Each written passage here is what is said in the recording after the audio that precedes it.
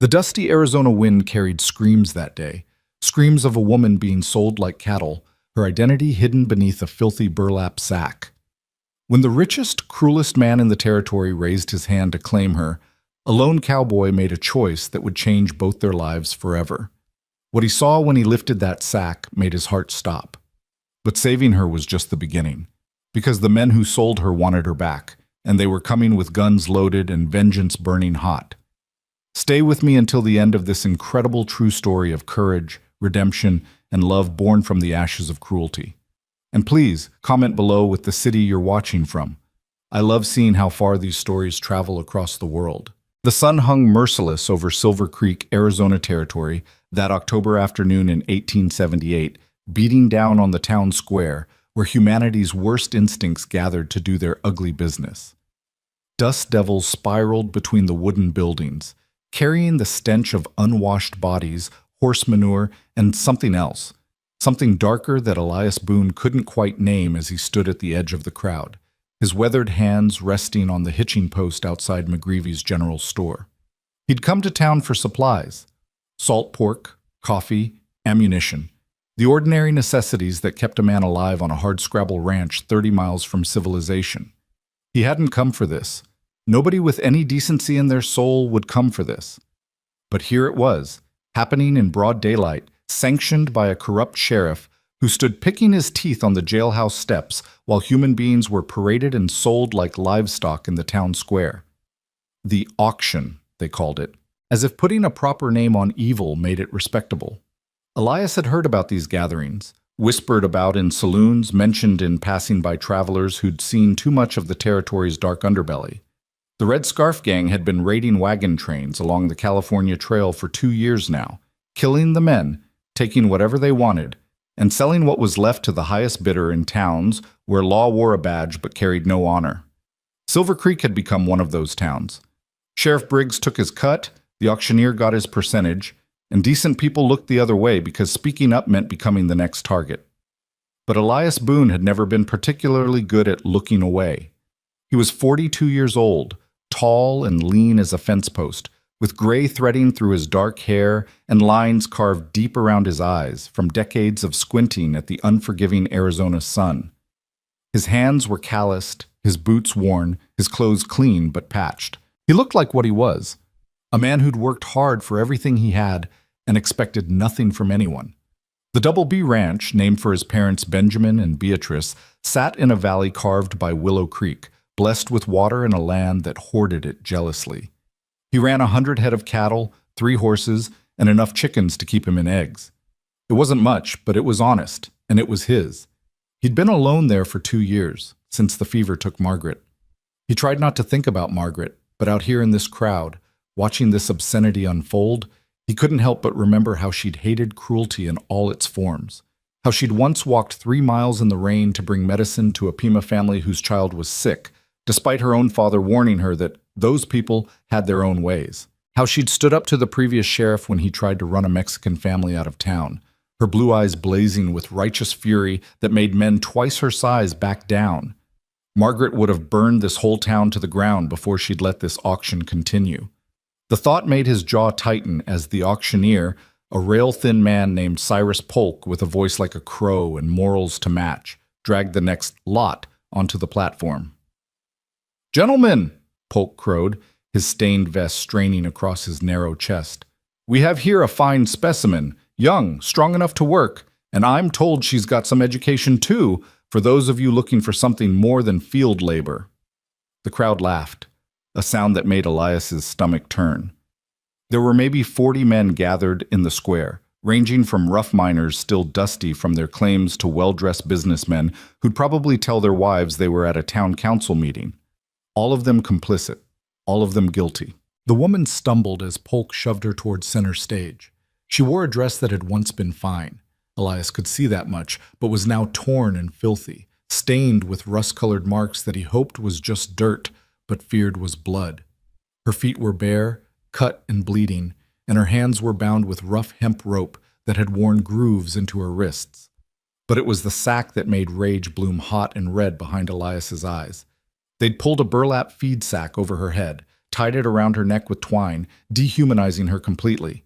She couldn't see, could barely breathe through the rough fabric. She swayed on her feet, disoriented, and when she stumbled, nearly falling off the platform, the crowd laughed again. "Careful there, honey," someone shouted. "Save that falling for the bedroom."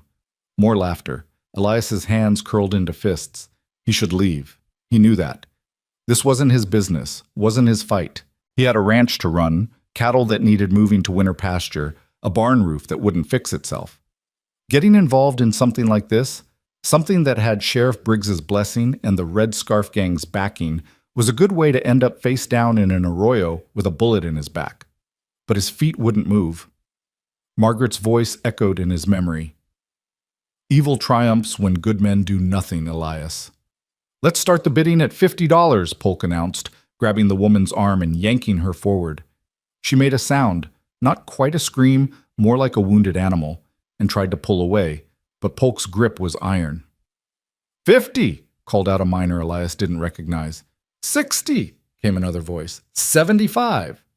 That was Thomas Brennan, who owned the lumber mill and had buried 3 wives already. Town gossip said they'd all died of accidents, but nobody asked too many questions when you had money. The woman's shoulders shook. Even through the sack, Elias could see her trembling, could imagine the terror that must be coursing through her veins. She had no idea who was bidding on her, no idea what fate awaited, could only stand there blind and helpless, while men decided her future like she was a horse or a plow. $100! The new voice cut through the square like a knife, and the crowd parted slightly. Elias didn't need to see to know who it was. That cultured drawl, dripping with money and malice, belonged to Jebediah Wallace. Jeb Wallace was everything wrong with the territory condensed into one man.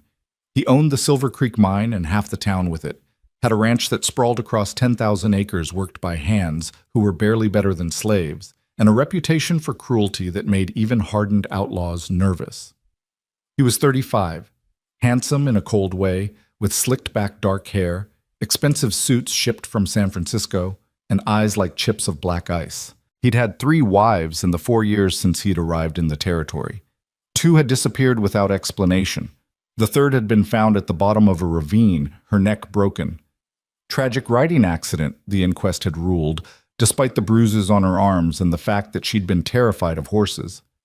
Nobody investigated Jeb Wallace. His money made sure of that. Now he stood at the front of the crowd, thumbs hooked in his vest pockets, a thin smile playing across his lips as he watched the woman shake on the platform. $100, he repeated, looking around as if daring anyone to challenge him. Going once? Twice? Elias found himself moving before his brain could catch up with his legs.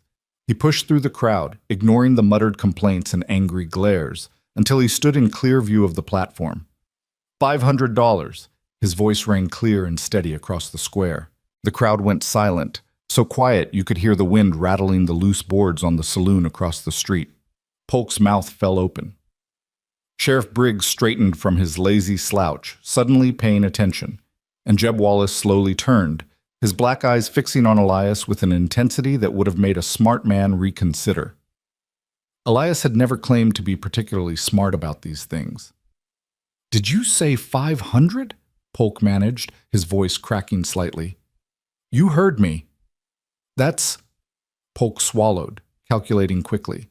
His percentage of $500 was more than he usually made in a month. "That's a generous offer, Mr. Boone." Elias Boone. Wallace's expression didn't change, but something flickered in those cold eyes. "That's quite a bid for a pig in a poke, Boone. You haven't even seen what you're buying." "Don't need to. 500, cash." Elias patted his vest pocket where his savings rested. Money he'd been planning to use to buy breeding stock from Kansas. Margaret had always wanted to improve their herd. Well, she'd understand this expense better than anyone.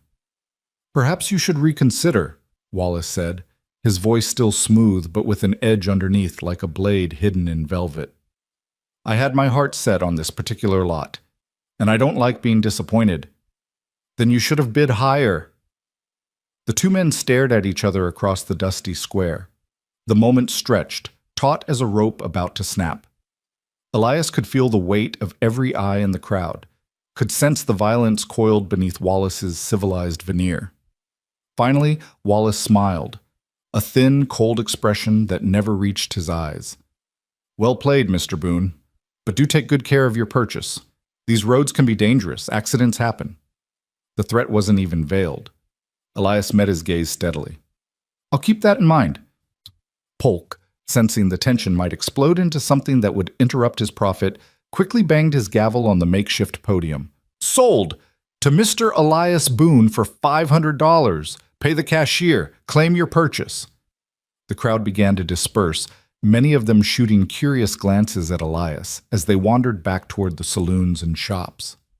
Wallace lingered a moment longer, his gaze calculating, before finally turning and walking away, his two ever-present hired guns falling into step behind him.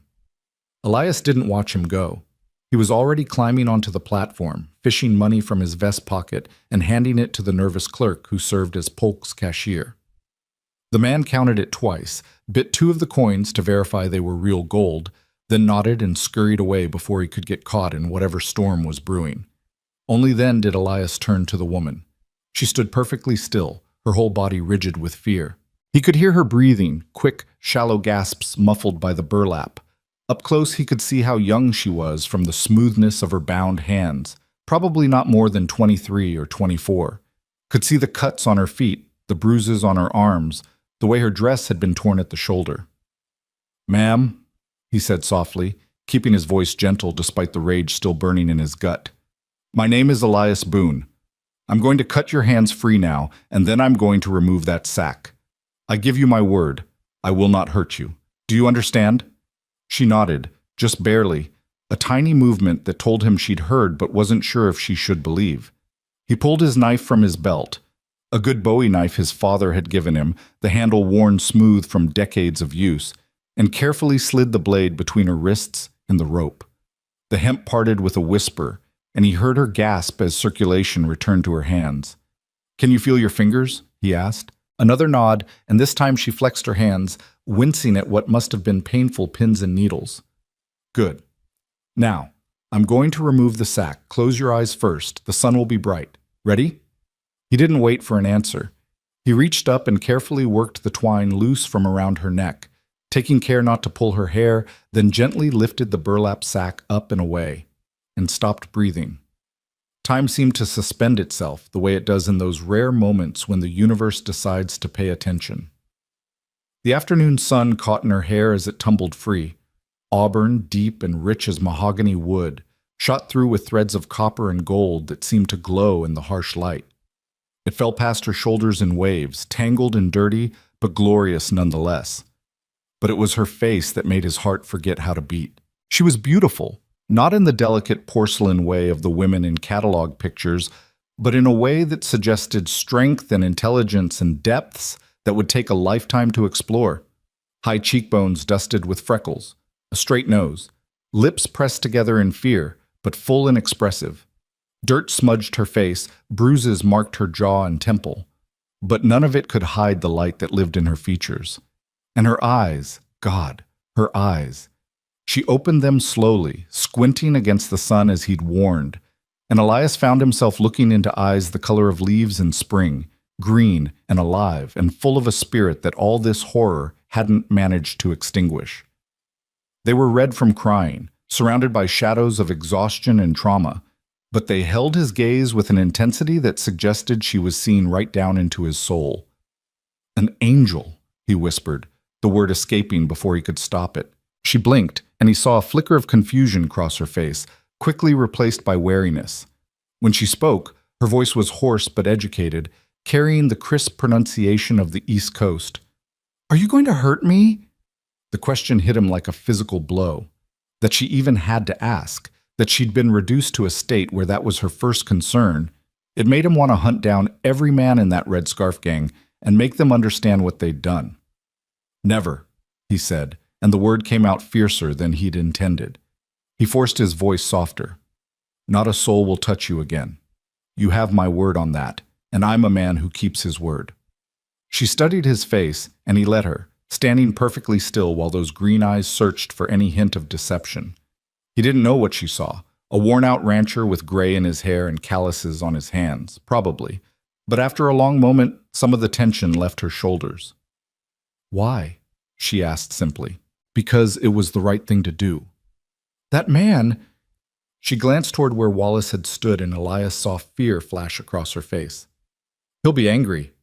Let him. You don't understand. I heard them talking, the men who took me. They said Jeb Wallace always gets what he wants, that he kills anyone who crosses him.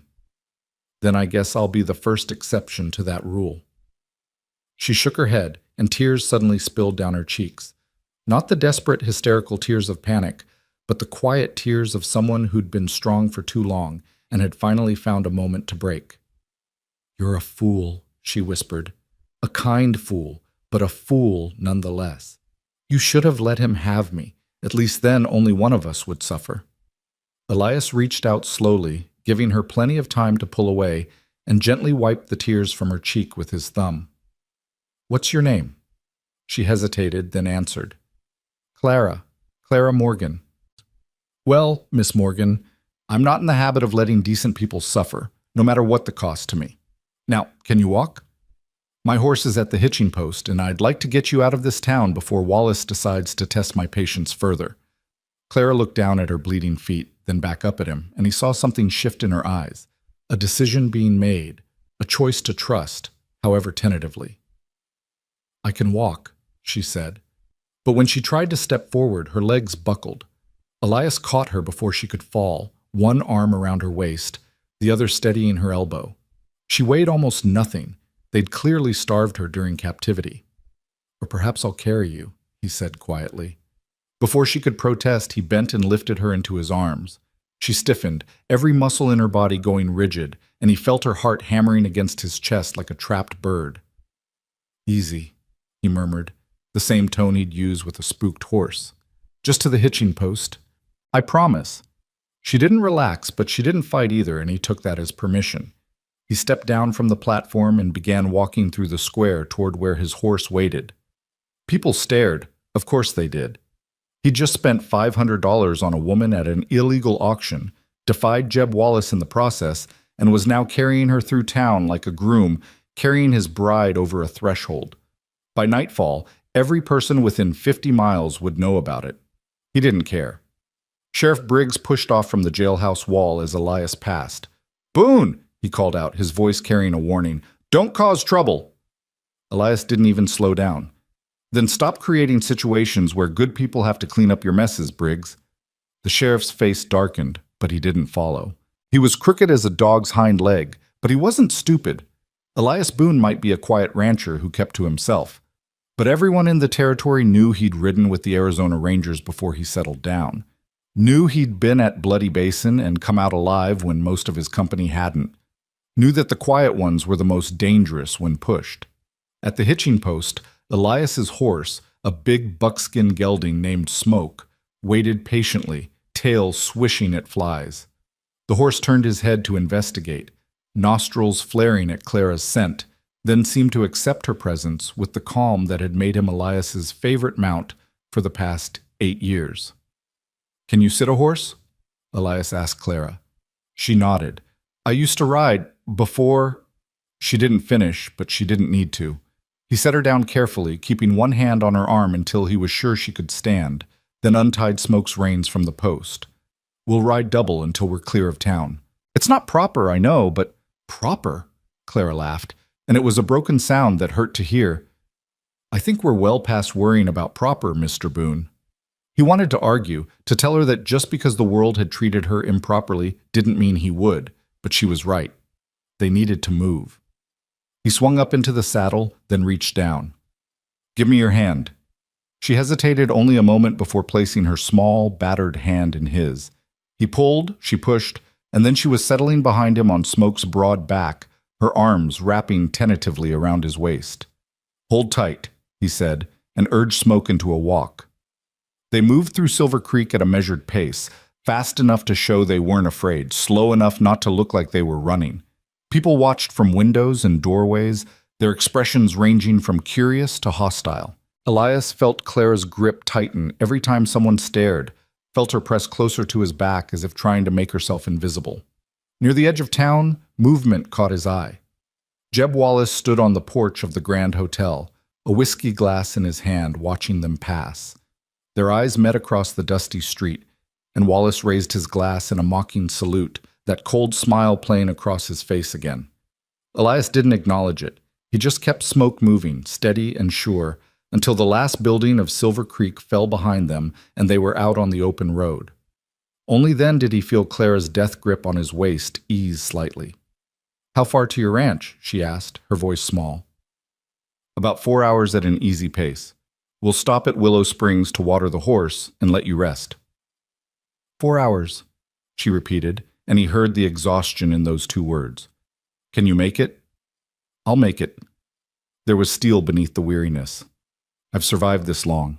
A few more hours won't kill me." They rode in silence for a while. The only sounds, the steady rhythm of Smoke's hooves, the creak of leather, and the whisper of wind through the scrub brush that dotted the landscape. The sun began its slow descent toward the horizon, painting the sky in shades of amber and rose. Finally, Clara spoke again. "Why did you do it? Really? You don't know me. I could be anyone. A thief? A liar? You're someone who needed help," Elias interrupted gently. "That's all I needed to know. But $500? That's money well spent." She was quiet for another mile, then asked, "What happens now? What do you expect from me?" He heard the fear beneath the question, understood what she was really asking. "Nothing you don't want to give," he said firmly. "When we get to the ranch, I'll give you my room. I'll sleep by the fire in the main room. You'll have privacy, a lock on the door, and tomorrow I'll ride to Fort Verde and send a telegram to your family if you have one. If you want to stay until arrangements can be made, you're welcome. If you want to leave sooner, I'll take you wherever you need to go. And if you have nowhere to go," he paused, choosing his words carefully, "then you can stay as long as you need. I have a small place, but it's honest work and clean living. You'd be safe." "Safe," she whispered, and the word seemed to break something inside her. Her arms tightened around his waist again, and he felt wetness soak through the back of his shirt as she quietly cried. He didn't try to stop her or offer useless comfort. He just kept Smoke moving steady and sure toward home, toward safety, toward whatever future they could build from this moment. Behind them, the dust of Silver Creek settled back into silence, but Elias Boone knew, with the certainty that comes from living in hard country, that this wasn't over. Men like Jeb Wallace didn't forgive slights to their pride, and money would only protect you for so long. But that was tomorrow's problem. Today, he'd done what Margaret would have wanted. He'd stood up when it mattered. He'd saved someone who couldn't save herself. And when he'd lifted that sack and seen Clara Morgan's face, her angel's face, something in his chest that had been frozen since Margaret died had shifted, cracked, and let in the smallest sliver of light. Not love. Not yet. But perhaps the possibility of it. Perhaps that was enough for now.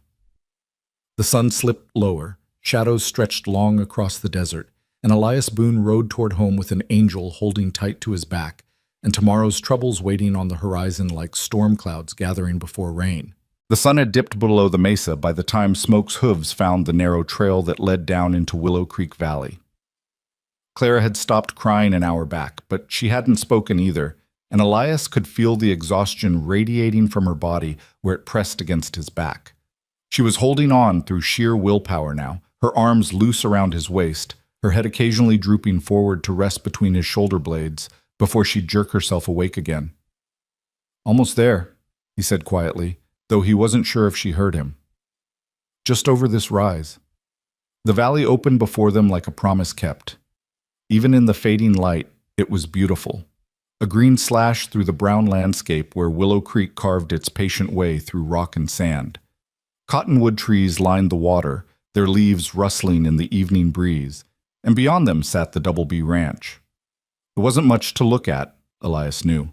The main house was small, 2 rooms plus a loft, built from adobe and timber his father had cut from the mountains 20 miles north. The barn leaned slightly to the west, a problem he kept meaning to fix. A chicken coop, a corral with split-rail fencing, a storage shed, and a root cellar completed the compound. Compared to the grand ranches that sprawled across other parts of the territory, it was barely a homestead. But it was home. And more importantly, it was safe. Clara stirred as Smoke picked his way down the slope. "Is that it?" she asked, her voice thick with fatigue. That's it. Not much, but the roof doesn't leak and the well never runs dry. It's beautiful, she said, and he heard genuine wonder in her voice. There's so much green. He'd forgotten she'd spent weeks, maybe months in captivity, probably kept in some dry camp where the only green was the mold on stale bread. Even his modest ranch must look like paradise after that. Smoke knew he was home and picked up his pace without being asked, heading straight for the barn where grain and rest awaited. Elias let him have his head, guiding him only enough to stop by the front porch of the house rather than at the barn. Let me help you down first, Elias said, swinging his right leg over Smoke's neck and sliding to the ground. He turned and reached up. Come on, I've got you. Clara hesitated, swaying in the saddle, and for a moment he thought she might pass out right there. Then she leaned forward, putting her hands on his shoulders, and let him lift her down. Her feet hit the ground and her legs gave out completely. Elias caught her, one arm around her waist, the other behind her knees, and lifted her again. This time she didn't stiffen. She simply let her head fall against his chest, too exhausted to care any more about propriety or fear or anything except the desperate need to stop moving. I've got you, he repeated, and carried her up the 3 steps to the porch. The front door wasn't locked. It never was. Out here, you were more likely to need to welcome a desperate traveler than worry about thieves. He shouldered it open and stepped into the cool darkness of the main room. It smelled like home, wood smoke and coffee, leather, and the faint lavender scent from the dried herbs Margaret had hung from the rafters before she died. Elias had never taken them down. He wasn't sure he could. I'll light a lamp in a moment, he said, carrying Clara across the room to the door that led to the bedroom. But first, let's get you settled. He pushed open the bedroom door with his foot. The room was small but clean, dominated by the bed his father had built. Solid pine with a corn husk mattress that Margaret had recovered just before the fever took her. A simple dresser stood against one wall, a washstand with a chipped basin against another. A single window looked out toward the creek, currently showing only the deep blue of twilight. Elias set Clara down gently on the edge of the bed. She swayed but managed to stay upright, her hands gripping the quilt to steady herself. I'll bring you water and something to eat, he said. There's clean clothes in the dresser. They were my sister-in-law's. She left them here when she and my brother moved to California 5 years back. Might be a little big on you, but they're clean and whole. Clara looked up at him, and even in the dim light he could see the confusion in her eyes. Your bedroom, she said. This is your room. Where will you sleep? By the fire. I've done it before when I was too tired to make it to bed after a long day. It's comfortable enough. I can't take your bed. Yes, you can. He softened his tone. Please, let me do this one thing right. She studied his face for a long moment, then nodded slowly. Thank you, she whispered. I can't begin to. You don't have to thank me. Just rest. I'll be right outside if you need anything. The door locks from the inside. There's a bar you can drop across it if it makes you feel safer. He saw relief flash across her face at that, and it made his chest ache. What had they done to her that the simple promise of a locked door brought such comfort? He left before she could see the anger on his face, closing the door quietly behind him. In the main room, he stood still for a moment, letting his eyes adjust to the darkness, letting the familiar surroundings settle the rage that kept threatening to boil over. Then he moved with the efficient economy of a man who'd lived alone for 2 years. He lit the lamp on the table, got the fire going in the stone hearth, put coffee on to boil. From the root cellar, he brought up bread he'd baked 3 days ago, a jar of preserved peaches, some hard cheese, and smoked venison. It wasn't fancy, but it was food, and she needed food. He poured water from the bucket by the door into a pitcher, found Margaret's good basin, the one without chips, and set both on a tray with a clean cloth. Then he knocked softly on the bedroom door. Miss Morgan, I have water and food. Silence. Then, just a moment. He heard rustling inside, footsteps, and then the door opened a crack. Clara had changed into one of the dresses from the dresser, a simple calico print in blue that did indeed hang loose on her thin frame, but was infinitely better than the torn, filthy rag she'd been wearing. She'd attempted to clean her face, though smudges of dirt still marked her temples where she'd missed. She looked younger somehow, more vulnerable. and so very, very tired. "May I come in?" he asked. She opened the door wider, stepping back. He entered and set the tray on the dresser, then turned to leave, but her voice stopped him. "Please don't go yet." He turned back. She stood in the center of the room, arms wrapped around herself, looking lost. "I don't want to be alone," she admitted quietly. "I know that's improper. I know I shouldn't ask, but I've been alone with my thoughts for so long, and Her voice broke. "I don't want to be alone." Elias's heart twisted. "I'll stay," he said, "but the door stays open, and I'll sit here." He pulled the chair from the corner and positioned it just inside the doorway, close enough that she wouldn't feel abandoned, far enough to be proper. "You eat and rest, and I'll just sit right here. That sound acceptable?" Relief washed across her face. "Yes. Thank you." She moved to the dresser and picked up the bread, breaking off a small piece. He watched her eat slowly, mechanically, as if she'd forgotten how to take pleasure in food and was only feeding herself because her body demanded it. "How long?" he asked gently. "How long were you with them?" Clara was quiet for a moment, chewing thoughtfully. "I'm not entirely sure," she finally said. "Time became strange, but I think 6 weeks, maybe 7. Can you tell me what happened? You don't have to if it's too hard, but if I'm going to help you, I need to understand." She set down the bread and picked up the water, drinking deeply before answering. "I was traveling from Boston," she said, her voice distant, as if she was watching the story unfold rather than living in it. "My father died 3 months ago. Heart apoplexy, the doctors said. He was a physician, ironically. Treated everyone in our neighborhood, worked himself to exhaustion during the diphtheria outbreak 2 years back, and never quite recovered." "I'm sorry," Elias said quietly. She nodded, acknowledging his sympathy. "When he died, I discovered the truth. He'd spent everything paying for my education. I'd attended Miss Porter's school, you see, and then had a year at the Women's Medical College in Philadelphia. Father always said money wasn't important, that education was the greatest gift he could give me. I didn't realize he meant it quite so literally." "He went into debt for your schooling?" "Considerable debt. The creditors came 2 weeks after the funeral. They took everything, the house, the furniture, his medical instruments, everything except my clothes and my medical books. I had an aunt in San Francisco, my mother's sister, who wrote and said I could live with her. She sent money for passage on the wagon train. I thought—" Clara's laugh was bitter. "I thought I was so lucky. A new start in California, a chance to use my education to help people. I was practically giddy with optimism. What happened? We were 3 weeks out of St. Louis when they hit us. The Red Scarf Gang, though I didn't know that's what they were called until later. It was just before dawn. Most people were still sleeping. The guards tried to fight, but—" She closed her eyes, and Elias saw her hands begin to shake. "They killed them all. The wagon master, the guards, most of the men. They took the younger women and children. The older women, they—" Her voice dropped to a whisper. "They didn't let them live." "Jesus," Elias breathed. "There were 5 of us they kept. 3 women and 2 girls, sisters. Couldn't have been more than 12 and 14. They tied us up, threw us in a wagon, and drove for days.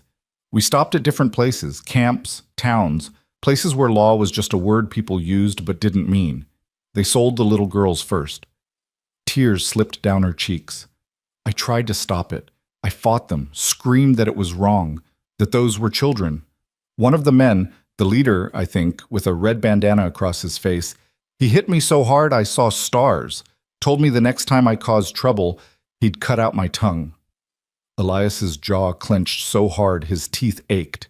"Did he hurt you? Did any of them—" "No," Claire said quickly. "Not like that. They said I was worth more intact, that men paid better for innocence." She practically spat the last word. "As if innocence could survive what I witnessed, what I lived through." "But you did survive," Elias said firmly. "You're here. You're safe now." "Am I?"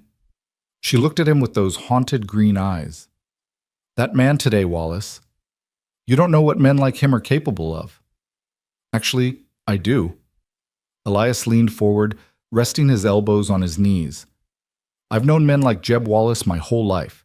Rich, powerful, used to getting their way and crushing anyone who opposes them. But here's the thing they never understand. Money doesn't make you bulletproof. Power doesn't make you invincible. And there's always someone who won't bow down, no matter how much you threaten them. And that someone is you? If it needs to be. She studied him for a long moment, her expression unreadable. You're either very brave or very foolish, Mr. Boone. Most likely both, Miss Morgan. A ghost of a smile touched her lips.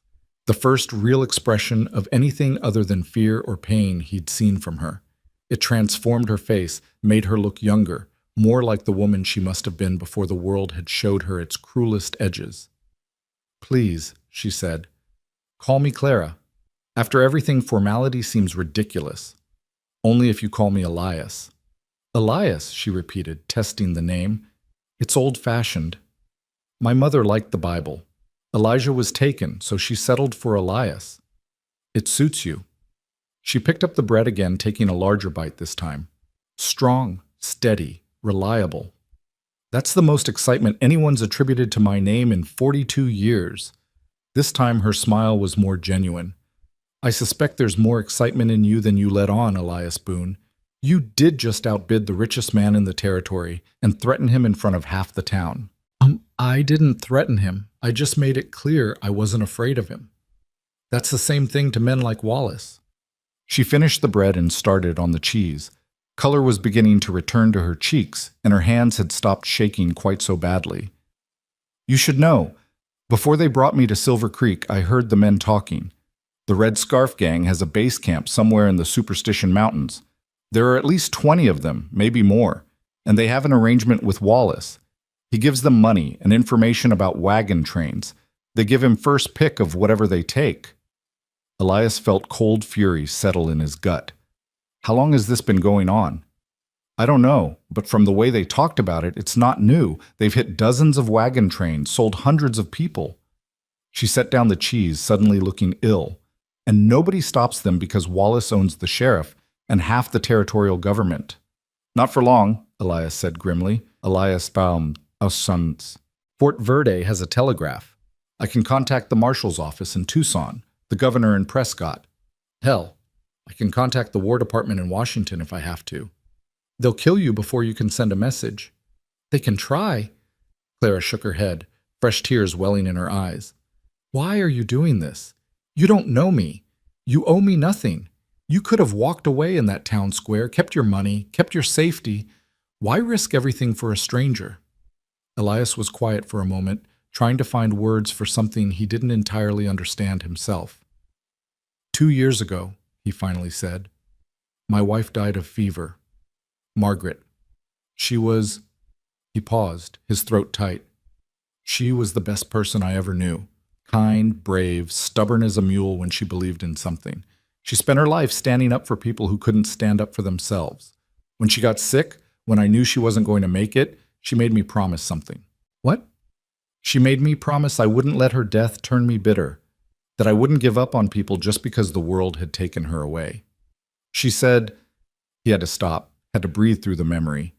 She said the world needs good people to stay good, even when it's hard, especially when it's hard. Clara's eyes were soft with sympathy. She sounds like she was remarkable. She was. And when I saw you standing on that platform today, with that sack over your head, being sold like you were nothing, he met her gaze. I heard Margaret's voice clear as day, asking me what kind of man I wanted to be. And I realized I couldn't walk away. Not from you. Not from what was right. So I didn't. Silence filled the room, broken only by the crackle of the fire in the other room and the distant sound of coyotes calling to each other across the valley. Clara wiped her eyes with the back of her hand, then did something Elias didn't expect. She laughed. It wasn't a happy laugh, more like the sound of someone who'd been holding tension for so long that it had to escape somehow. But it was genuine. Your wife would have liked me, I think, Clara said. I've never been very good at accepting the way things are when they're wrong. My father used to say I had too much spine and not enough sense. Sounds like you come by your stubbornness honestly. Apparently we have that in common. She finished the cheese and moved on to the preserved peaches, eating more naturally now. What happens tomorrow, Elias? Truly? Tomorrow I ride to Fort Verde. I send those telegrams. I let people know what's happening in Silver Creek. Then I come back here and we figure out the next step. And if Wallace comes before you return? He won't. Elias said it with more confidence than he felt.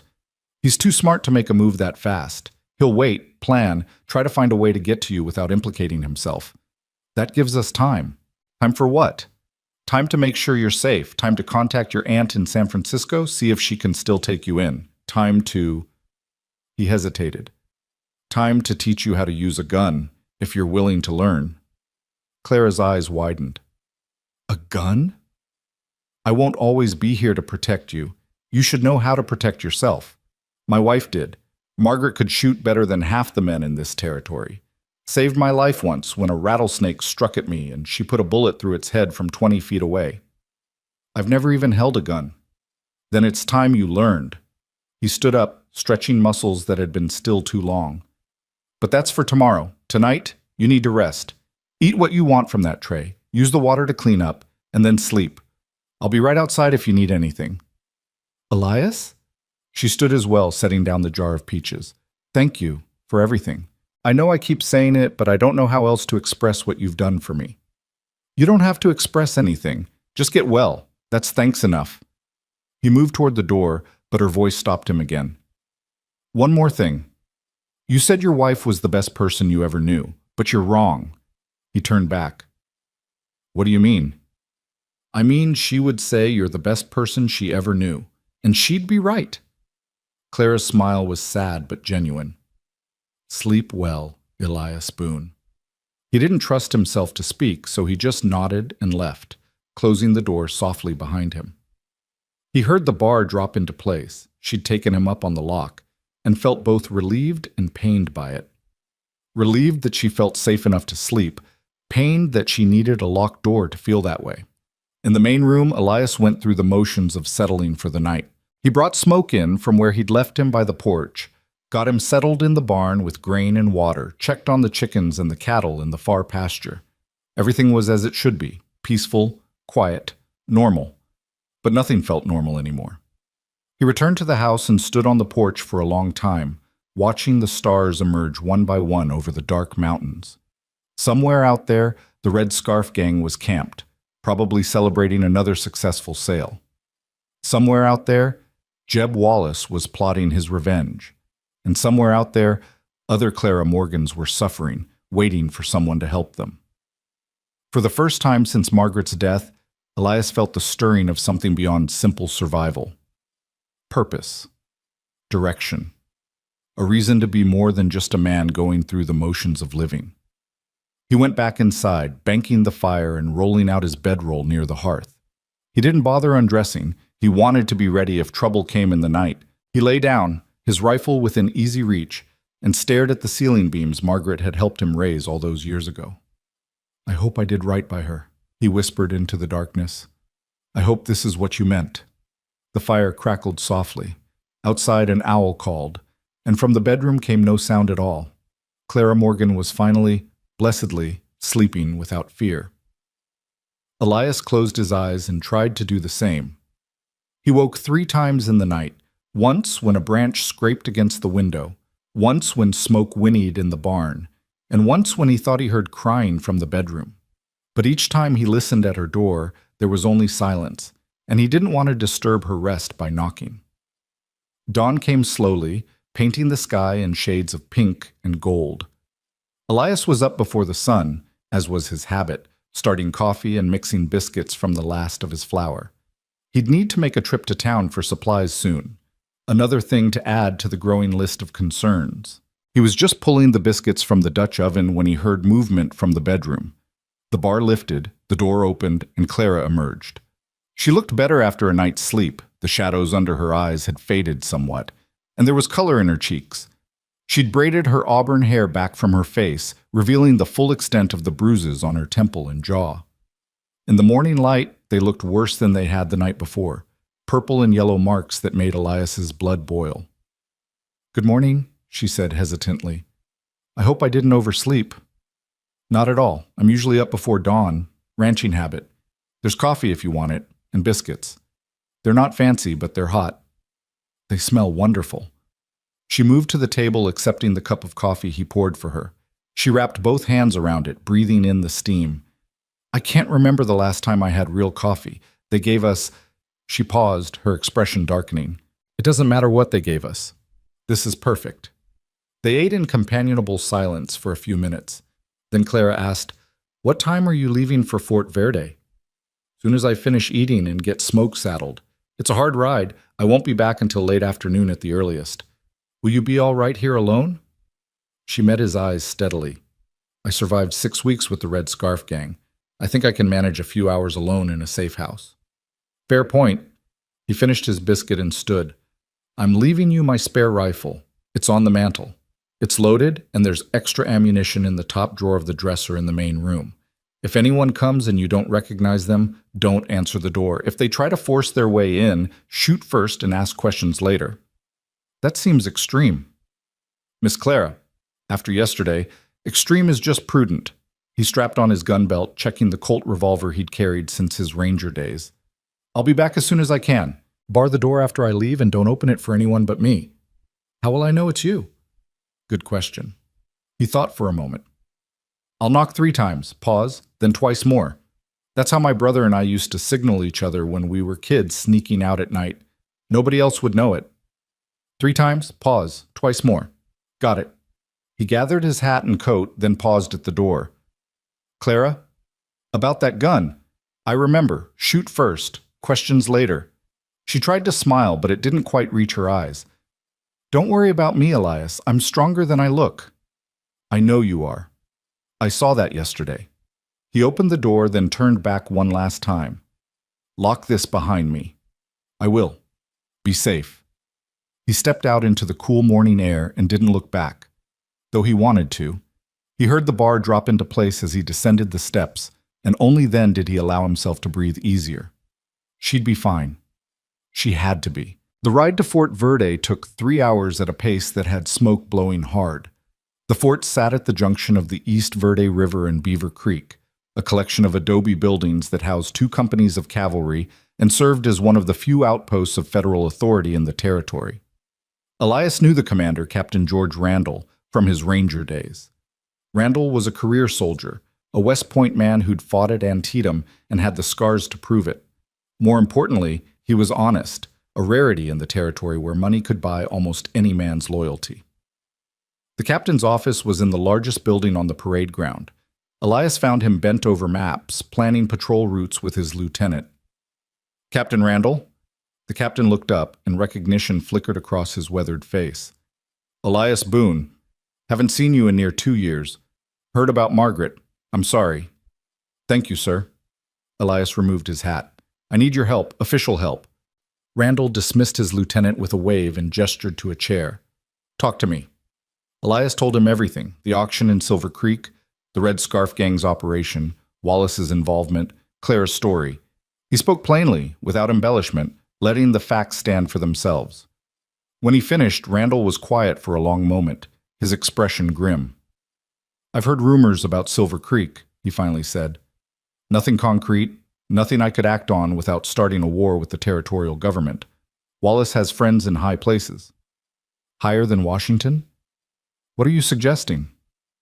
"I'm suggesting you send a telegram to the marshal's office in Tucson, another to the governor, and a third to the Bureau of Indian Affairs, since some of those wagon trains have been carrying goods meant for the reservations. Let them sort out who has jurisdiction. But someone needs to know what's happening in Silver Creek before more people die." Randall leaned back in his chair, studying Elias. "You know, if I do this, Wallace will know it came from you. He'll retaliate." "He's going to retaliate anyway. I might as well make it count." "And the girl? Miss Morgan?" "She stays at my ranch until her aunt in San Francisco can send for her. Unless—" Elias paused, something occurring to him. "Unless you have a better suggestion?" "I could arrange protection here at the fort. We have quarters for civilian women, officers' wives, laundresses. She'd be safe." Elias considered it. Logic said yes, the fort was infinitely more secure than his ranch. But something in his gut resisted the idea of sending Clara away, of not being there to ensure her safety himself. "Let me ask her," he finally said. It should be her choice. Randall nodded. Fair enough. I'll send those telegrams today. But Boone, watch your back. Wallace isn't the type to forgive, and if he's in business with the Red Scarf Gang, he's more dangerous than you realize. I know exactly how dangerous he is, Captain. That's why I'm here. They shook hands, and Elias left feeling like he'd accomplished something, even if he wasn't sure what exactly. The telegrams would go out, wheels would turn, and eventually someone with authority would have to do something about Silver Creek, but eventually might be too late for Clara and him. He stopped at the Fort Sutler's store on his way out, using some of his remaining money to buy flour, sugar, coffee, and salt pork. His supplies were running low, and God knew how long Clara might need to stay at the ranch before arrangements could be made. The clerk, a nervous man named Perkins, gave him a strange look as he tallied the purchases. Heard you made quite a scene in Silver Creek yesterday, Mr. Boone. News traveled fast in the territory. Did you now? Folks are saying you bid $500 on a woman at auction, that you faced down Jeb Wallace himself. Folks talk too much. Maybe. Perkins leaned forward, his voice dropping. But if even half what they're saying is true, you best be careful. Wallace has a long memory and a short temper. I'll keep that in mind. Elias paid for his supplies and loaded them into his saddlebags. As he led Smoke out of the fort, he couldn't shake the feeling that he was being watched. He pushed Smoke hard on the way back, suddenly anxious to return to the ranch, to make sure Clara was safe. The sun was past its zenith when he finally caught sight of the valley, the cottonwoods visible as dark smudges against the brown landscape. Something was wrong. He couldn't say exactly what. Maybe it was the way the chickens weren't moving around their coop, or the stillness that seemed unnatural for mid-afternoon. But every instinct honed by years in hard country was screaming at him to be careful. He approached the house slowly, his hand resting on his revolver. As he got closer, he saw that the front door was standing open. His heart clenched. Clara knew better than that. She wouldn't leave the door open unless... Clara! He vaulted from Smoke's back and took the porch steps 2 at a time, bursting through the door with his gun drawn. The main room was empty but showed signs of a struggle. The table was overturned, broken crockery littered the floor. And on the wall, written in what looked like charcoal, was a message. Wallace always gets what he wants. Clara! Elias shouted again, racing to the bedroom. Empty. The bed was made, her borrowed clothes still hanging on pegs, but she was gone. He searched the barn, the root cellar, the corral. Nothing. No sign of her anywhere, but in the dirt by the porch, he found fresh hoofprints. 3 horses, heading northwest, toward the Superstition Mountains, toward the Red Scarf Gang's base camp. Elias stood in the yard, rage and fear warring in his chest. They'd taken her. While he was gone doing the right thing, trying to get help, they'd come and taken her back. He thought of her face last night, the way she'd smiled when he'd told her she was safe, the trust in her eyes when she'd said goodnight. He'd failed her. No, he hadn't failed her yet. She was alive. They'd taken her, which meant she was alive, and while there was breath in his body, he'd get her back. He reloaded his revolver, checked his rifle, and grabbed extra ammunition from the house. He filled his canteen, shoved jerky and hardtack into his saddlebags. He was moving on pure instinct now, not thinking, just preparing. 3 horses, at least 3 men, maybe more. He didn't care if there were 30.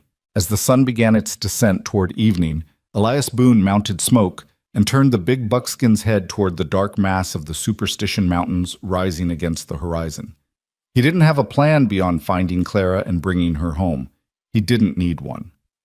Let's go, boy, he said softly to his horse. We've got an angel to save. Smoke's hooves ate up the ground, carrying them into the lengthening shadows, toward whatever waited in those haunted mountains. Behind them, the Double B Ranch sat quiet in the valley, the door still standing open like a wound. But Elias didn't look back. His eyes were fixed forward, on the mountains, on Clara, on the men who thought they could take what wasn't theirs and face no consequences. They were about to learn different. The Superstition Mountains rose like broken teeth against the darkening sky, their jagged peaks catching the last rays of sunlight and throwing everything below into deep shadow. Elias pushed Smoke harder than he should have, but the horse seemed to understand the urgency, his powerful legs eating up the miles between the ranch and those forbidding slopes. The hoofprints were easy to follow at first, 3 horses moving fast, not bothering to hide their trail. They were confident, arrogant even, certain that no one would dare follow them into Red Scarf territory. That arrogance would be their downfall. As darkness fell, Elias was forced to slow down, relying more on instinct than sight to follow the trail. The moon rose late, a thin crescent that provided barely enough light to keep moving. He knew these foothills, had hunted deer and elk through them in better times, but the deeper canyons of the superstitions were unfamiliar territory, a maze of rock and shadow where men could disappear forever. Around midnight he found their first camp. The ashes were still warm, and Smoke's nostrils flared at the scent of other horses.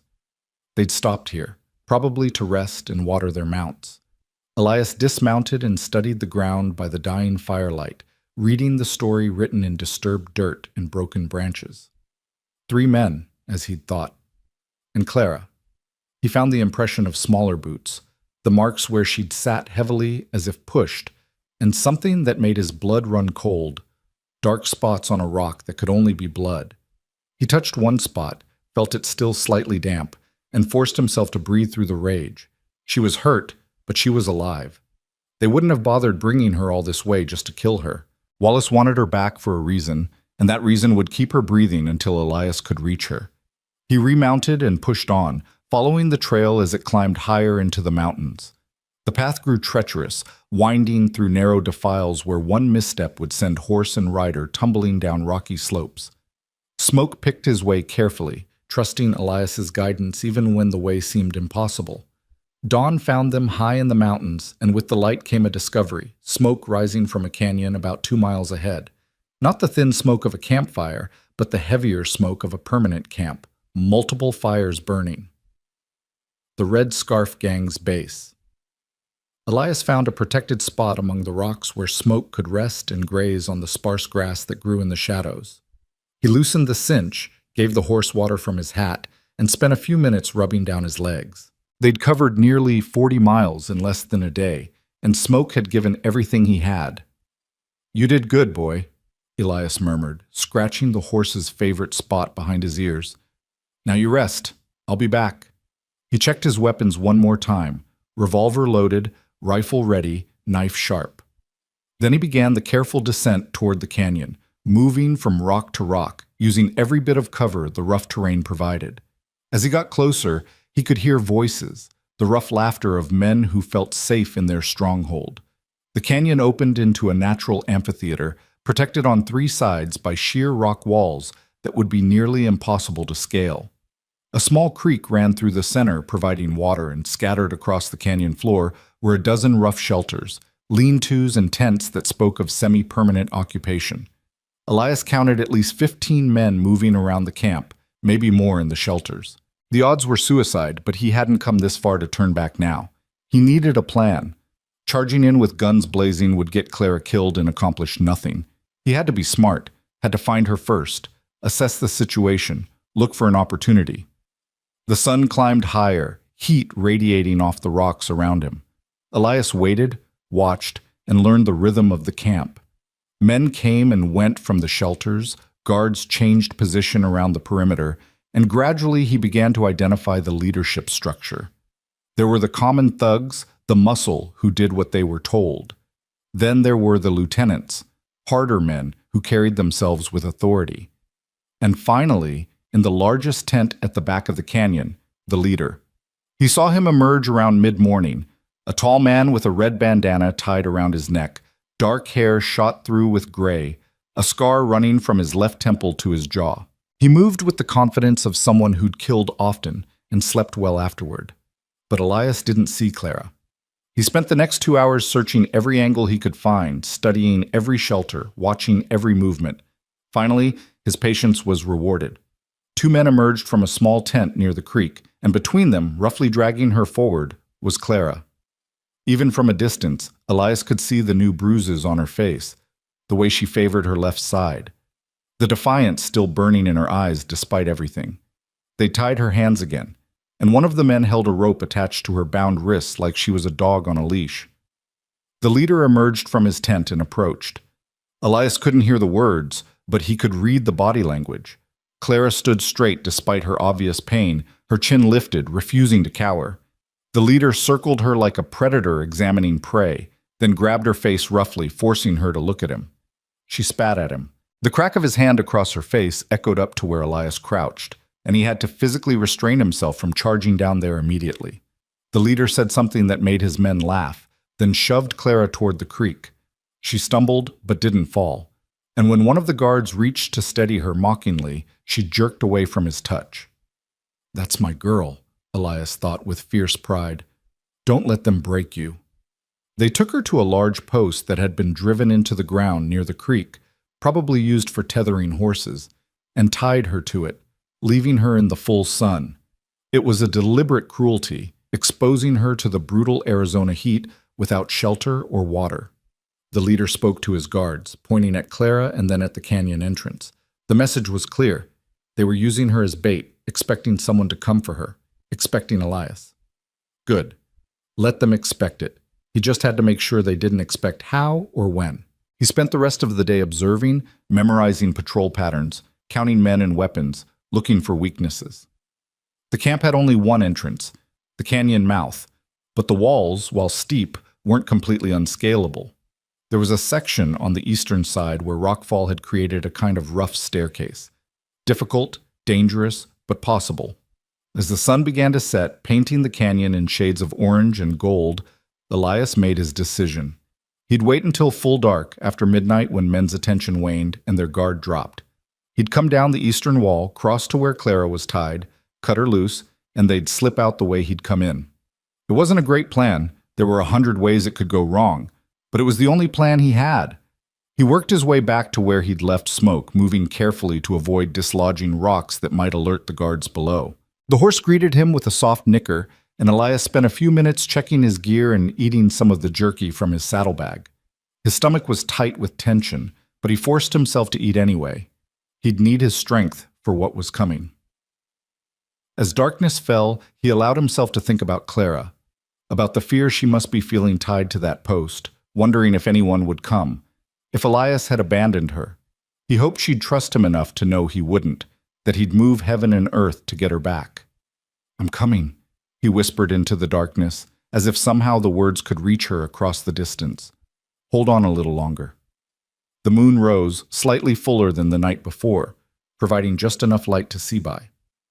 Elias waited, watching the stars wheel overhead, counting the hours until the camp below would be at its quietest. Around 2 a.m, he saw the last lamp extinguished in the leader's tent, heard the guards change for what he'd observed was the final time before dawn.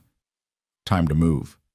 He approached the eastern wall and began his descent, testing each handhold before committing his weight, moving with agonizing slowness. One loose rock, one careless sound, and it would all be over. The rough stone cut his hands, and he could feel blood making his grip slippery, but he kept moving, down and down, until finally his boots touched the canyon floor. He froze, listening. Snoring came from several of the shelters, and one of the guards was humming tunelessly to himself near the canyon entrance. The creek burbled over stones, and somewhere an owl called. Normal sounds? No alarm. Elias drew his knife and began working his way toward where Clara was tied. The post was about 50 yards from his position, visible as a dark shape against the slightly lighter sky. He moved from shadow to shadow, using every bit of cover, barely breathing. He was 20 yards away when Clara lifted her head. She'd been slumped against the post, and for a heart-stopping moment, he'd thought she was unconscious, or worse. But she straightened, and even in the darkness, he could see her eyes widen as she spotted him. She opened her mouth, to warn him or call out. He wasn't sure, but he pressed a finger to his lips in the universal gesture for silence. She nodded, understanding, and he saw relief flood her features even as tears began to slip down her cheeks. 10 yards. 5. He was almost there when a voice shattered the silence. "I was wondering when you'd show up, Mr. Boone." Elias spun, bringing his knife up, but it was too late. Lamps blazed to life all around the canyon, and suddenly he could see at least a dozen men emerging from the shadows, all of them armed, all of them pointed at him. The leader stepped forward, his red bandana vivid in the lamplight, a smile playing across his scarred face. "You're predictable. Wallace said you'd come alone. Said you were the hero type who couldn't resist playing savior. He was right." Elias didn't lower his knife. "Let her go. Your quarrel is with me." "Oh, I have no quarrel with you at all, Mr. Boone. You're just an obstacle to be removed. But the girl—" The leader walked toward Clara, running a finger down her cheek while she glared at him with undisguised hatred. "The girl is worth a lot of money. Wallace paid us handsomely to bring her back, but I'm thinking maybe we can get more by selling her to someone else. Start a bidding war, as it were. You'll have to go through me first. I was counting on that." The leader gestured, and two of his men moved forward, their guns trained on Elias. "Drop the knife. Drop it, or I'll have my men shoot you where you stand, and then I'll let every man in this camp have a turn with your precious angel before we sell her. Your choice." Elias looked at Clara. Her eyes were wide with fear, but she shook her head slightly, a tiny movement that said, "Don't do it. Don't surrender." But he couldn't watch her be hurt, couldn't let these animals touch her. He slowly lowered his knife, letting it fall to the dirt. "Good choice." The leader nodded, and the two men grabbed Elias, forcing his arms behind his back and binding his wrists with rough rope. "Bring him over here. I want him to watch." They dragged Elias to the post and forced him to his knees next to Clara. Up close, he could see the full extent of what they'd done to her. Her lip was split and swollen. Her left eye was starting to purple, and she had rope burns on her wrist that looked infected. "I'm sorry," he whispered. "I'm so sorry." "Don't be," she whispered back, her voice fierce despite her condition. "You came. That's more than anyone else would have done." How touching. The leader crouched down in front of them, his eyes cold and dead. A romance born at an auction.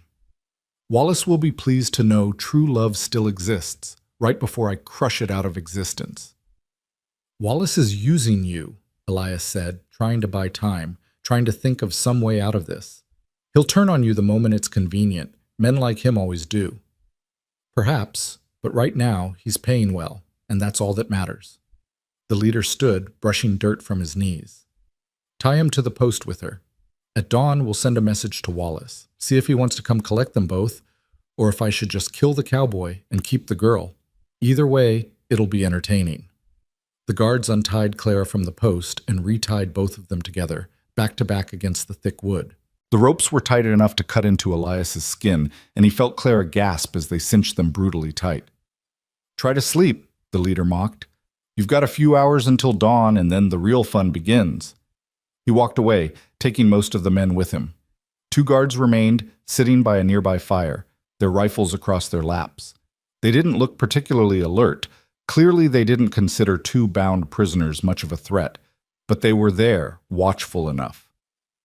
"Are you hurt badly?" Elias asked Clara quietly, keeping his voice low enough that the guards wouldn't hear.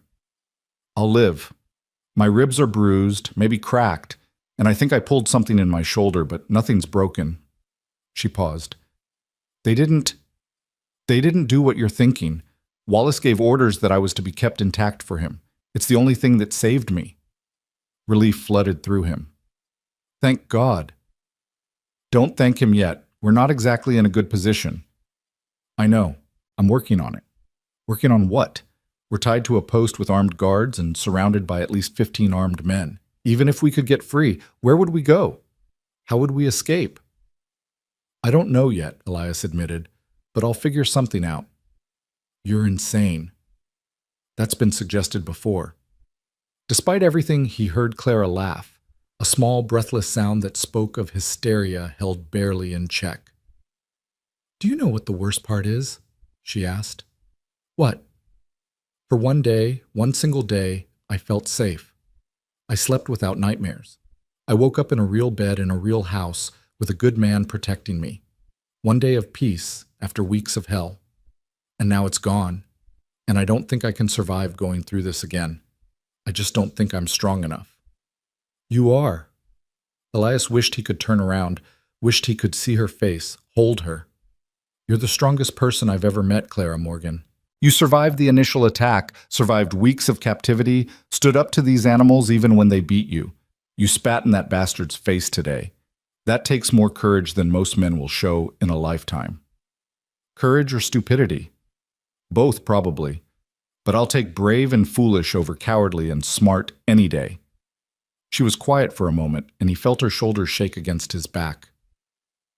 "Why did you come?" she finally asked, her voice thick with tears. "You had to know it was a trap. Why risk your life for me?" "Because leaving you here wasn't an option." "That's not an answer." He took a breath, and the words came from somewhere deep inside, a place he'd kept locked since Margaret died. "Because when I lifted that sack and saw your face, something in me woke up. Something I thought died with my wife, and I couldn't let that light go out again." Clara's breath hitched. "Elias, I know it's not proper. I know we barely know each other, and Lord knows this is the worst possible time to be saying this, but if we're going to die at dawn, I wanted you to know. You're not just someone I saved. You're someone I—" He struggled to find the right words. "You're someone who matters." The silence stretched between them, filled with all the things they couldn't say, all the possibilities that would never be if the sun rose and found them still bound to this post. Then Clara spoke, her voice soft but clear. "I don't want to die." "You won't. I promise you won't." "You can't promise that. Watch me." He started working his wrists against the rope, ignoring the pain as it dug into his skin, searching for any give, any weakness. The rope was hemp, thick and strong, but all rope had weaknesses. He just had to find it. Hours passed. The guards by the fire dozed, their vigilance waning as the night deepened. Elias kept working the rope, feeling it gradually begin to loosen as his blood made it slippery. Behind him, Clara had grown quiet, her breathing shallow and pained. "Talk to me," he said softly. "Tell me about Boston. Tell me about your life before." "Why?" "Because I want to know.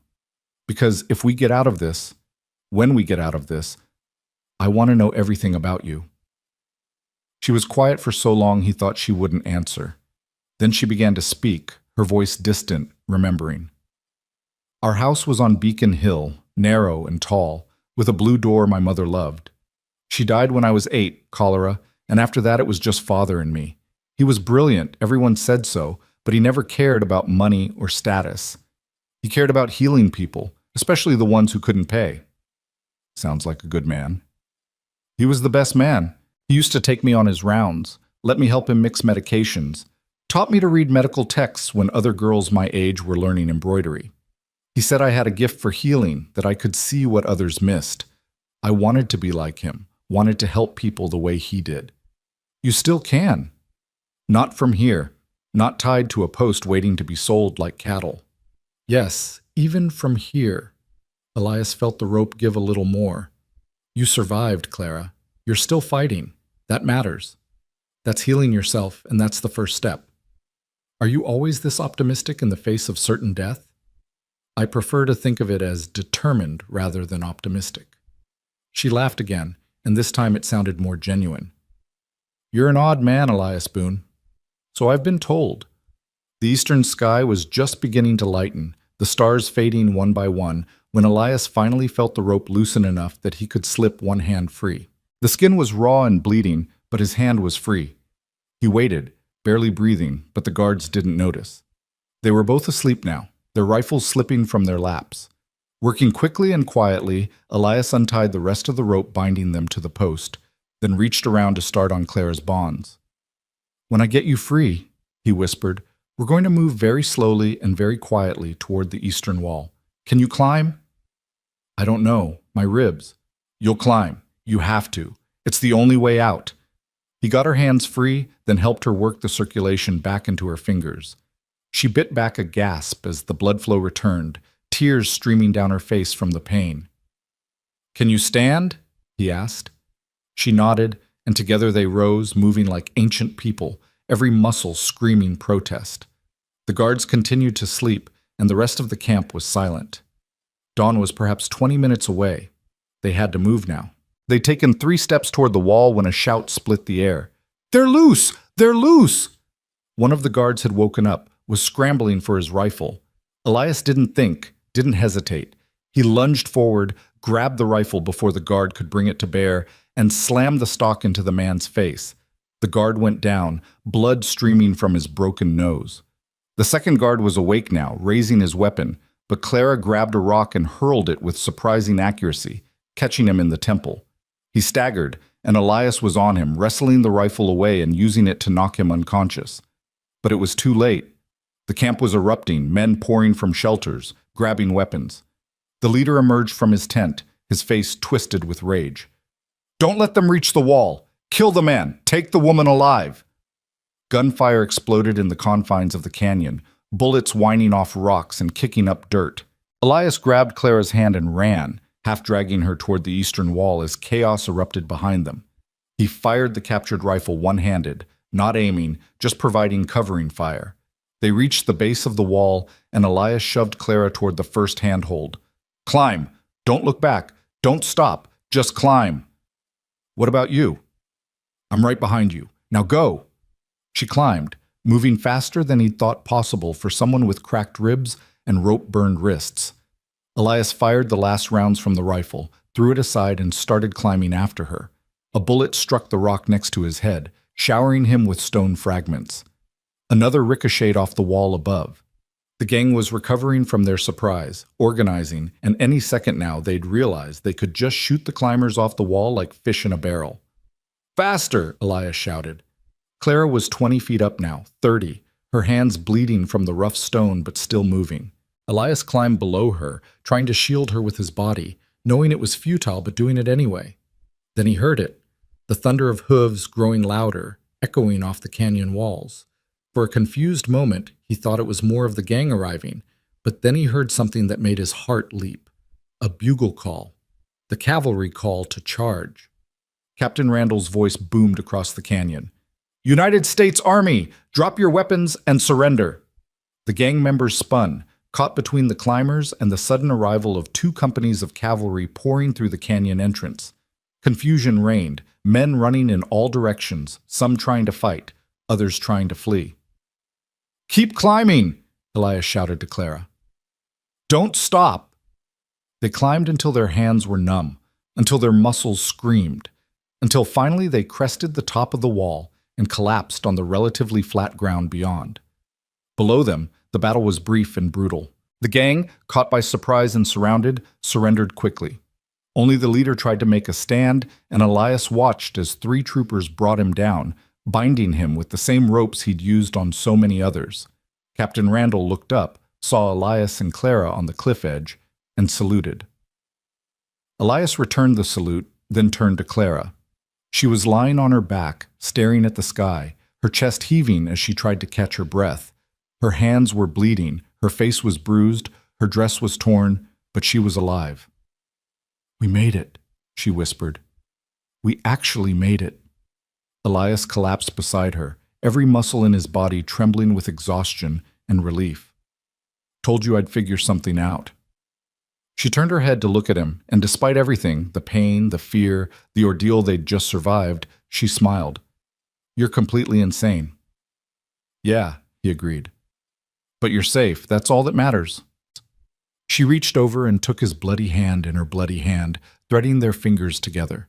They lay there as the sun rose over the Superstition Mountains, painting the sky in shades of pink and gold, while below them the cavalry rounded up the last of the Red Scarf Gang, and justice finally came to the Arizona Territory. Neither of them spoke. Words seemed inadequate for what they'd survived, for what they'd shared, for what was beginning to grow between them. So they just held hands and watched the sunrise. 2 people who'd been through hell and somehow found their way back to the light. Together, Captain Randall's men reached them within the hour, helping them down from the cliff edge and providing water, food, and medical attention. The post surgeon, a gruff man named Henderson who'd seen too many battlefield injuries to be shocked by anything, examined Clara first despite her protest that Elias needed attention. "Your ribs are cracked, not broken," Henderson announced after a careful examination that made Clara wince with every touch.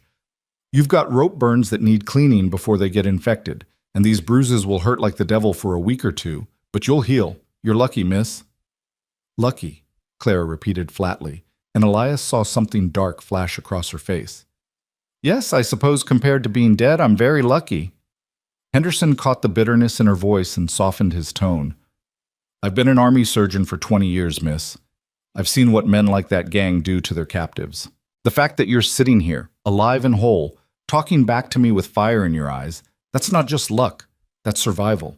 That's strength. Don't diminish it. Claire's eyes filled with tears, and she nodded, unable to speak. Henderson patted her shoulder awkwardly, then turned his attention to Elias, prodding his rope-burned wrists and checking for other injuries with efficient hands. You'll do, he finally pronounced. Clean these wounds twice a day, keep them wrapped, and try not to do anything stupid for at least a week. Though from what the captain tells me, that last bit might be beyond your capabilities. Despite everything, Elias smiled. I'll do my best, Doc. Down in the canyon, the cavalry had secured all 15 members of the Red Scarf Gang, including their leader, whose name Elias learned was Samuel Creed. They'd found evidence of dozens of raids, stolen goods, personal effects from victims, and a ledger detailing every wagon train they'd hit and every person they'd sold over the past 3 years. The numbers made Elias sick to his stomach. Captain Randall climbed up to where they sat, his weathered face grim with satisfaction. We got them all, he reported. Every last one of them, and enough evidence to hang them twice over. The territorial judge will have a field day with this. What about Lawless? Elias asked. He was behind this, pulling the strings. We found correspondence between him and Creed in the leader's tent. Letters detailing payments, information about wagon trains, orders for specific types of captives. Wallace's signature is on at least a dozen of them. Randall's expression was hard. I sent a detachment to Silver Creek an hour ago to arrest him. He won't slip away this time. Clara looked up, hope and disbelief warring in her eyes. You really think he'll face justice? Men like Wallace always seem to escape. Not this time, Randall said firmly. We've got federal charges now, interfering with military supply lines, since some of those wagon trains were carrying goods for the Apache reservations. That means a federal judge, a federal trial, and no amount of bribed local officials will help him. He's done. The words seemed to break something in Clara. She'd been holding herself together through sheer will, but now, with safety finally real and justice actually possible, the dam burst. She covered her face with her hands and sobbed, deep, wrenching sobs that shook her whole body. Elias moved without thinking, pulling her against his chest despite the pain in his own injuries, one hand cradling the back of her head while she cried into his shirt. He didn't try to shush her or tell her everything was fine. He just held her and let her release the terror and grief she'd been carrying for so long. Captain Randall discreetly withdrew, taking his men with him, giving them a moment of privacy in the midst of the chaos. I'm sorry, Clara finally managed, her voice muffled against Elias's chest. I'm sorry. I don't usually fall apart like this. You don't have to apologize for being human, Elias said quietly. You've been through more than most people could survive. You're allowed to feel it. I thought we were going to die. When they had us tied to that post when the sun was coming up, I really believed that was the end. And all I could think about was how unfair it was that I just found someone good, someone who saw me as more than property or a burden, and I was going to lose him before I even really had him. Elias's heart clenched. He pulled back slightly so he could see her face, using his thumb to wipe away her tears. You haven't lost me. I'm right here, and I'm not going anywhere. But what happens now? Where do I go? My aunt in San Francisco probably thinks I'm dead by now. I have no money, no possessions except borrowed clothes, nothing. You have me, Elias said simply. You have the ranch, if you want it. You have a place to heal and figure out what comes next. And you have time. Nobody's rushing you to make any decisions. She searched his face, and he let her, having nothing to hide. Why? She asked for what felt like the 100th time. Why do you keep helping me? What do you want from me?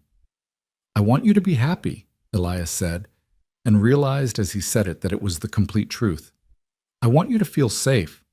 I want you to have the chance to become whoever you want to be, without fear or debt hanging over you. That's all. If that means you stay at the ranch, good. If it means I help you get to San Francisco, that's good too. Whatever you need, Clara, that's what I want to give you. Fresh tears spilled down her cheeks, but these were different, softer, less desperate. No one has ever just wanted me to be happy before. Father wanted me educated. The men at the medical college wanted me to be quiet and know my place. The gang wanted me to be profitable. And Wallace, she shuddered, Wallace wanted me to be broken. But you just want me to be me. Well, the you I've seen is pretty remarkable. Why would I want you to be anything else? She laughed through her tears, and then, moving slowly as if testing whether he'd pull away, she leaned forward and pressed her forehead against his. They stayed like that, breathing the same air, closer than propriety allowed, but beyond caring about such things. "Thank you," she whispered, "for everything. For saving me. For coming after me. For not giving up even when you should have. Thank you. You already thanked me several times. I'll probably keep thanking you for the rest of my life. Get used to it." The words hung in the air between them, rest of my life, loaded with implications neither of them was quite ready to examine. But they didn't pull apart either, staying close, taking comfort in each other's presence while the cavalry dismantled the Red Scarf Gang's camp below. Eventually, Captain Randall returned, clearing his throat diplomatically to announce his presence before he got too close. "We're ready to head back to the fort, if you're able to travel. We've got wagons for the wounded and prisoners, and I've arranged for proper quarters for Miss Morgan. She'll have privacy and medical care until other arrangements can be made." Clara stiffened slightly in Elias's arms, and he felt her reluctance even before she spoke. "If it's all the same, Captain, I'd prefer to return to Elias's ranch, if he'll still have me." Randall looked between them, his expression knowing. "That wouldn't be entirely proper, Miss Morgan. Without a chaperone or to—" "With respect, Captain," Clara interrupted, and Elias heard steel in her voice. "I've been beaten, starved, sold at auction, kidnapped, and tied to a post to die. I think propriety is the least of my concerns right now. Elias's ranch is the only place I've felt safe in months, and that's where I want to be." Randall raised his hands in surrender. "Fair enough. I can't say I blame you. But there will be talk, you understand. Small territory, smaller minds." "Let them talk," Elias said firmly. "We know the truth, and that's what matters." "Besides," Clara added with a trace of dark humor, "after everything that's happened, being ruined by association with a good man seems almost quaint." The captain smiled despite himself. "You're a formidable woman, Miss Morgan. Boone, you've got your hands full with this one." "I'm counting on it," Elias replied. They rode back to Fort Verde in one of the wagons, Clara dozing against Elias's shoulder, while he watched the Superstition Mountains recede behind them. The gang members rode in a separate wagon, heavily guarded and shackled. Samuel Creed stared at Elias as they passed, his eyes promising revenge even in defeat, but Elias stared back until Creed looked away. Some men never learned that violence had consequences, but he was about to get an education at the end of a rope. At the fort, Captain Randall provided them with supplies, fresh horses since Smoke needed rest after their ordeal, and an armed escort for the journey back to the Double B Ranch. "Just a precaution," he explained. "Wallace might not come himself, but he's got money and men who are loyal to money. Until he's actually in custody, I want you protected." The escort consisted of 4 troopers, young but competent, who kept a respectful distance as they rode. The journey took most of the day, and by the time they arrived at the ranch, the sun was setting and Clara was swaying in the saddle with exhaustion. Elias helped her down, and she looked at the small adobe house with something like longing. "I never thought I'd see this place again," she said quietly. "When they took me, I thought—" "Don't," Elias interrupted gently. "Don't think about what might have been. You're here. You're home." "Home," she repeated, testing the word. "It's been so long since I had a place I could call that." The troopers helped them unload supplies, checked the perimeter of the ranch to ensure no unwelcome visitors had arrived, and then prepared to camp for the night in the barn. "We'll stay until the captain sends word that Wallace is in custody," their sergeant explained. "Orders are not to leave you unprotected." That night, Elias made stew from the salt pork and vegetables the fort had provided, and they ate at the small table while the lamp cast warm light across the room. Clara was quiet, moving food around her plate more than eating it, and Elias could see the exhaustion in every line of her body. "You should sleep," he said. "Bedroom's still yours. I changed the sheets while the troopers were settling in." "I don't want to be alone," she admitted. Every time I close my eyes, I'm back in that camp, tied to that post. I keep thinking I'll wake up and discover this was just a dream, that I'm still there waiting to die. Then I'll sit with you, like before. Door open, chair in the doorway, and I'll stay until you fall asleep." She nodded gratefully, and they went through the same ritual as that first night. Her changing into borrowed night clothes, him positioning the chair, both of them trying to find some semblance of normalcy in circumstances that were anything but normal. But this time, when she climbed into bed and pulled the quilt up to her chin, she looked at him with an expression that made his heart ache. "Would you think less of me if I asked you to stay closer? Not anything improper, just close enough that I know you're really here?" Elias stood up from the chair and moved to sit on the floor beside the bed, his back against the wall, close enough that she could reach down and touch his shoulder if she needed to. "How's this? Better?" She let her hand rest on his shoulder, and he covered it with his own. "Tell me something good. Tell me about your life before everything went wrong. Tell me about Margaret." He was quiet for a moment, and then he began to talk. He told her about meeting Margaret at a barn dance when they were both 17, how she'd laughed at his terrible dancing and offered to teach him. He told her about their wedding under the cottonwood tree, about building the ranch together, about the dreams they'd had of filling the house with children and growing old watching the seasons change. "She would have liked you," he said. "She always said she could tell a person's character by how they treated animals and children. You would have passed her test with flying colors." "How do you know? You've never seen me with either." "I've seen how you treat yourself. You fight even when fighting seems hopeless. You protect your dignity even when everyone else has tried to strip it away. You survive." Margaret would have recognized a kindred spirit. Clara was quiet for so long that Elias thought she'd fallen asleep. Then she said softly, "Do you think you could ever love someone again? After losing her?"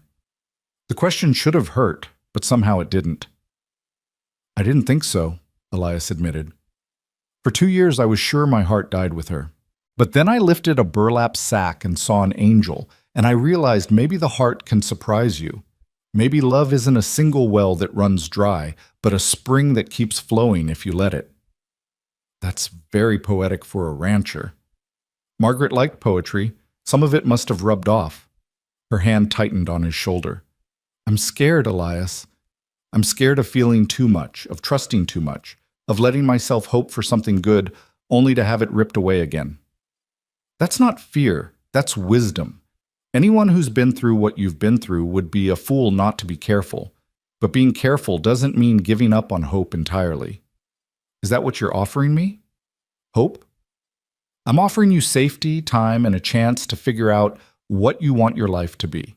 If hope comes along for the ride, then that's just a bonus. She slid her hand down to thread her fingers through his, and they sat like that. Her in bed, him on the floor, hands joined, while the night deepened outside and the sounds of the ranch settled into peaceful silence. "Elias?" Her voice was drowsy now, sleep finally claiming her. "Yes?" "When this is all over, when Wallace is in prison and the gang is dealt with, when I've had time to heal and think and breathe, ask me to stay, properly.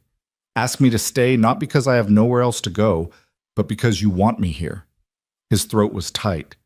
"And if I ask, what will you say?" But she was already asleep, her breathing deep and even, her hand still clasped in his. Elias sat on the floor beside her bed until dawn light crept through the window, keeping watch over her dreams and letting himself imagine a future where the answer to his question might be yes. The next 3 days passed in a strange limbo of waiting. The troopers maintained their watch, though nothing disturbed the peace of the valley. Clara spent much of her time resting, letting her body heal from the ordeal, though Elias noticed she was never far from the windows, always watching, always waiting for trouble that might come. On the 4th day, a rider arrived from Fort Verde. Captain Randall himself, his expression grim but satisfied. "Wallace is in custody," he announced without preamble. "Federal marshals arrested him yesterday morning. He tried to run, had a bag packed with money and false identity papers, but they caught him at the stage depot. He's in the territorial prison in Yuma now, awaiting trial." Elias felt Clara sag with relief beside him. "It's really over?" "The immediate danger is over," Randall confirmed. Wallace won't be bothering anyone from prison, and the Red Scarf Gang is finished. We've also located the families of many of the victims and are working on reuniting survivors with their relatives where possible. What about the little girls? Clara asked urgently. The two sisters who were sold before me? Randall's expression softened. We found them. They'd been sold to a couple in Tucson who claimed they were orphans they'd adopted. The law is sorting out the details, but they're safe now and will be returned to their remaining family in Missouri. Clara's eyes filled with tears. Thank God! I've been so worried about them. You should also know that your aunt in San Francisco has been contacted. We sent a telegram explaining the situation, and she sent money for your passage on the next stage west. She'll be expecting you within the month. The word should have brought relief, but Elias felt his heart sink. Of course Clara would go to California. She had family there, a chance at a new life far from the trauma of the territory. It was the right thing, the smart thing, but it meant losing her, and he was surprised by how much that prospect hurt. Clara was quiet, her expression unreadable. She sent money? Quite a bit, actually. Enough for comfortable travel and new clothes and whatever else you might need to start fresh. She seems like a generous woman. She is. She and my mother were very close. Clara looked at Elias, and something passed between them. A question, a possibility, a choice, unmade. Thank you for letting her know I'm alive, Captain. That was kind of you. It's the least we could do, Miss Morgan. You've been through enough without your family thinking you were dead. Randall cleared his throat. There is one other matter. The territorial judge has requested that you testify at Wallace's trial. Your testimony, combined with the physical evidence and the gang members who are willing to talk in exchange for lighter sentences, should be enough to put Wallace away for life. Clara's face paled. I have to see him again? Not if you don't want to. Your written testimony would be sufficient. But the judge felt I should ask. Having you there in person would make a stronger case. When would the trial be? Not for at least 2 months? These things take time, especially with federal charges involved. You'd have plenty of time to recover and prepare. Clara looked at Elias again, and he saw the question in her eyes. He gave a slight nod. Your choice. Whatever you decide. I'll testify, she said firmly. If it means Wallace faces the full consequences of what he's done, I'll face him again. I won't let fear of him control my life anymore. Randall smiled with approval. You're a brave woman, Miss Morgan. The territory needs more people with your backbone. After the captain left, taking his troopers with him, since the immediate danger had passed, Elias and Clara stood on the porch, watching the dust settle from the departing horses. The silence between them was heavy with unspoken words. So, Elias finally said, California. My aunt sent money. She did. It would be the sensible thing. Start fresh where nobody knows what happened to me, where I could forget all of this and build a new life. It would be very sensible. Clara turned to face him, and he saw something fierce and determined in her eyes. When have I ever been sensible, Elias Boone? Sensible women don't spit in gang leaders' faces. Sensible women don't climb cliffs with cracked ribs. And sensible women definitely don't fall in love with stubborn ranchers who risk everything to save complete strangers. His heart stopped. Clara, you said to ask you to stay properly when this was all over. Well, I'm asking you first. Ask me to stay. Not because I need saving or shelter, but because you want me here. Because you feel what I feel. Ask me, Elias. He stepped closer, taking both her hands in his, not caring that his palms were still bandaged, not caring about propriety or what people would say. Clara Morgan, will you stay? Will you make this house a home again? Will you let me spend every day proving that good things can still happen, that love isn't just something that exists in the past? Yes, she whispered, and then louder, with certainty. Yes, I'll stay. I'll stay and build a life here with you, and I'll testify at that trial, and I'll write to my aunt and thank her for the money, but tell her I've found where I belong. He kissed her then, gentle because of her split lip, tender because of everything she'd survived, and full of promise for everything they could build together. She kissed him back, her arms winding around his neck, and for the first time since Margaret's death, Elias felt the future open up before him as something to anticipate rather than simply endure. When they finally pulled apart, both breathing hard, Clara smiled up at him with that remarkable light in her green eyes. So, what happens now? How does this work? Well, first I'm going to ride to town tomorrow and talk to Reverend Mitchell about posting banns. We'll do this properly. 3 weeks' notice, a real wedding, invite the whole territory if that's what you want. I don't need the whole territory, just you, me, and that cottonwood tree you mentioned, the one where you married Margaret. He pulled back slightly. You're sure? That tree has memories, and now it will have new ones. Good memories. That's not erasing the past, Elias. That's honoring it by building a future. Margaret would understand that. I think she'd approve. He kissed her forehead, her cheeks, her undamaged lip. You're extraordinary, you know that? I'm practical. There's a difference. But she was smiling, and it lit up her whole face. Now, what else needs to happen? Well, you mentioned you have medical training. Silver Creek needs a doctor. The old one died last winter, and folks have been making do with home remedies and hope. If you wanted to set up a practice, I could help you build a clinic. Nothing fancy, but good enough to serve the people who need it. Clara's eyes widened. You do that? Help me become a doctor? You already are a doctor, or close enough. You just need a place to practice your skills. And from what I've seen, those skills are considerable. She kissed him again, fierce and grateful, and Elias thought about how strange life was, how you could lose everything and think you'd never be whole again, only to find that healing came in the most unexpected forms. They spent the rest of the day making plans, practical ones about the clinic and the wedding, and impractical ones about the children they'd have and the life they'd build. The sun set over the valley, painting everything gold and rose, and inside the small adobe house, two people who'd survived the worst the world could throw at them began to dream about the best it could offer. That night, Clara slept in the bedroom and Elias by the fire, as was proper for an unmarried couple. But when nightmares woke her in the dark hours before dawn, she called out and he came running, and he held her while she cried and talked through the terror until peace returned. I'm sorry, she whispered when her breathing had calmed. I know I should be stronger. You're the strongest person I know, Elias said firmly. But strength doesn't mean never needing help. It means accepting help when you need it and offering it when others do. You're going to have nightmares for a while, Clara. That's normal after what you've been through.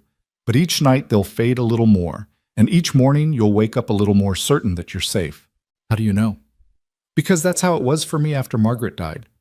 The grief was unbearable at first, and then it was just bearable. And eventually it became something I could carry without it breaking me. Your trauma will do the same. It'll never disappear completely, but it'll transform into something you can live with. Something that makes you stronger rather than weaker. She nestled against him, and they sat like that until dawn broke.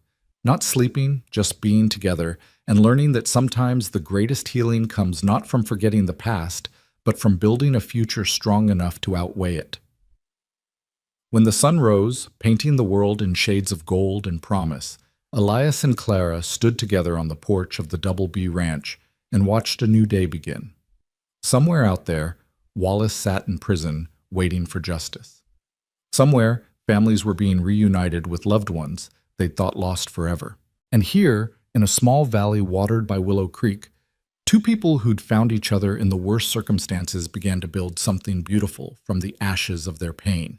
The angel who'd been auctioned with a sack over her head had found her freedom, and the cowboy who'd lifted that sack had found his second chance at love. Together, they'd found home. 3 weeks passed in a blur of preparation and healing. Elias rode to Silver Creek and posted the banns with Reverend Mitchell, a kind-faced man who'd known Margaret and offered his blessing without hesitation. Word spread quickly through the territory. The rancher who'd defied Wallace was marrying the woman he'd saved, and despite the scandal some whispered about, most folks seemed pleased that something good had come from all the darkness. Clara threw herself into planning the clinic, sketching designs on scraps of paper while Elias worked on clearing the space beside the corral where it would stand. Her hands had healed, the rope burns fading to pink scars that would eventually disappear, and her ribs no longer made her wince with every breath. The bruises on her face had turned from purple to yellow to nothing, and with each passing day Elias watched her transform from a woman merely surviving to one truly living. But the nightmares persisted. Not every night, but often enough that Elias grew accustomed to waking in the small hours to her muffled cries. He'd go to her door, knock softly, and she'd let him in. He'd sit on the floor beside her bed until dawn, their hands clasped, talking about everything and nothing until the terror released its grip and she could breathe again.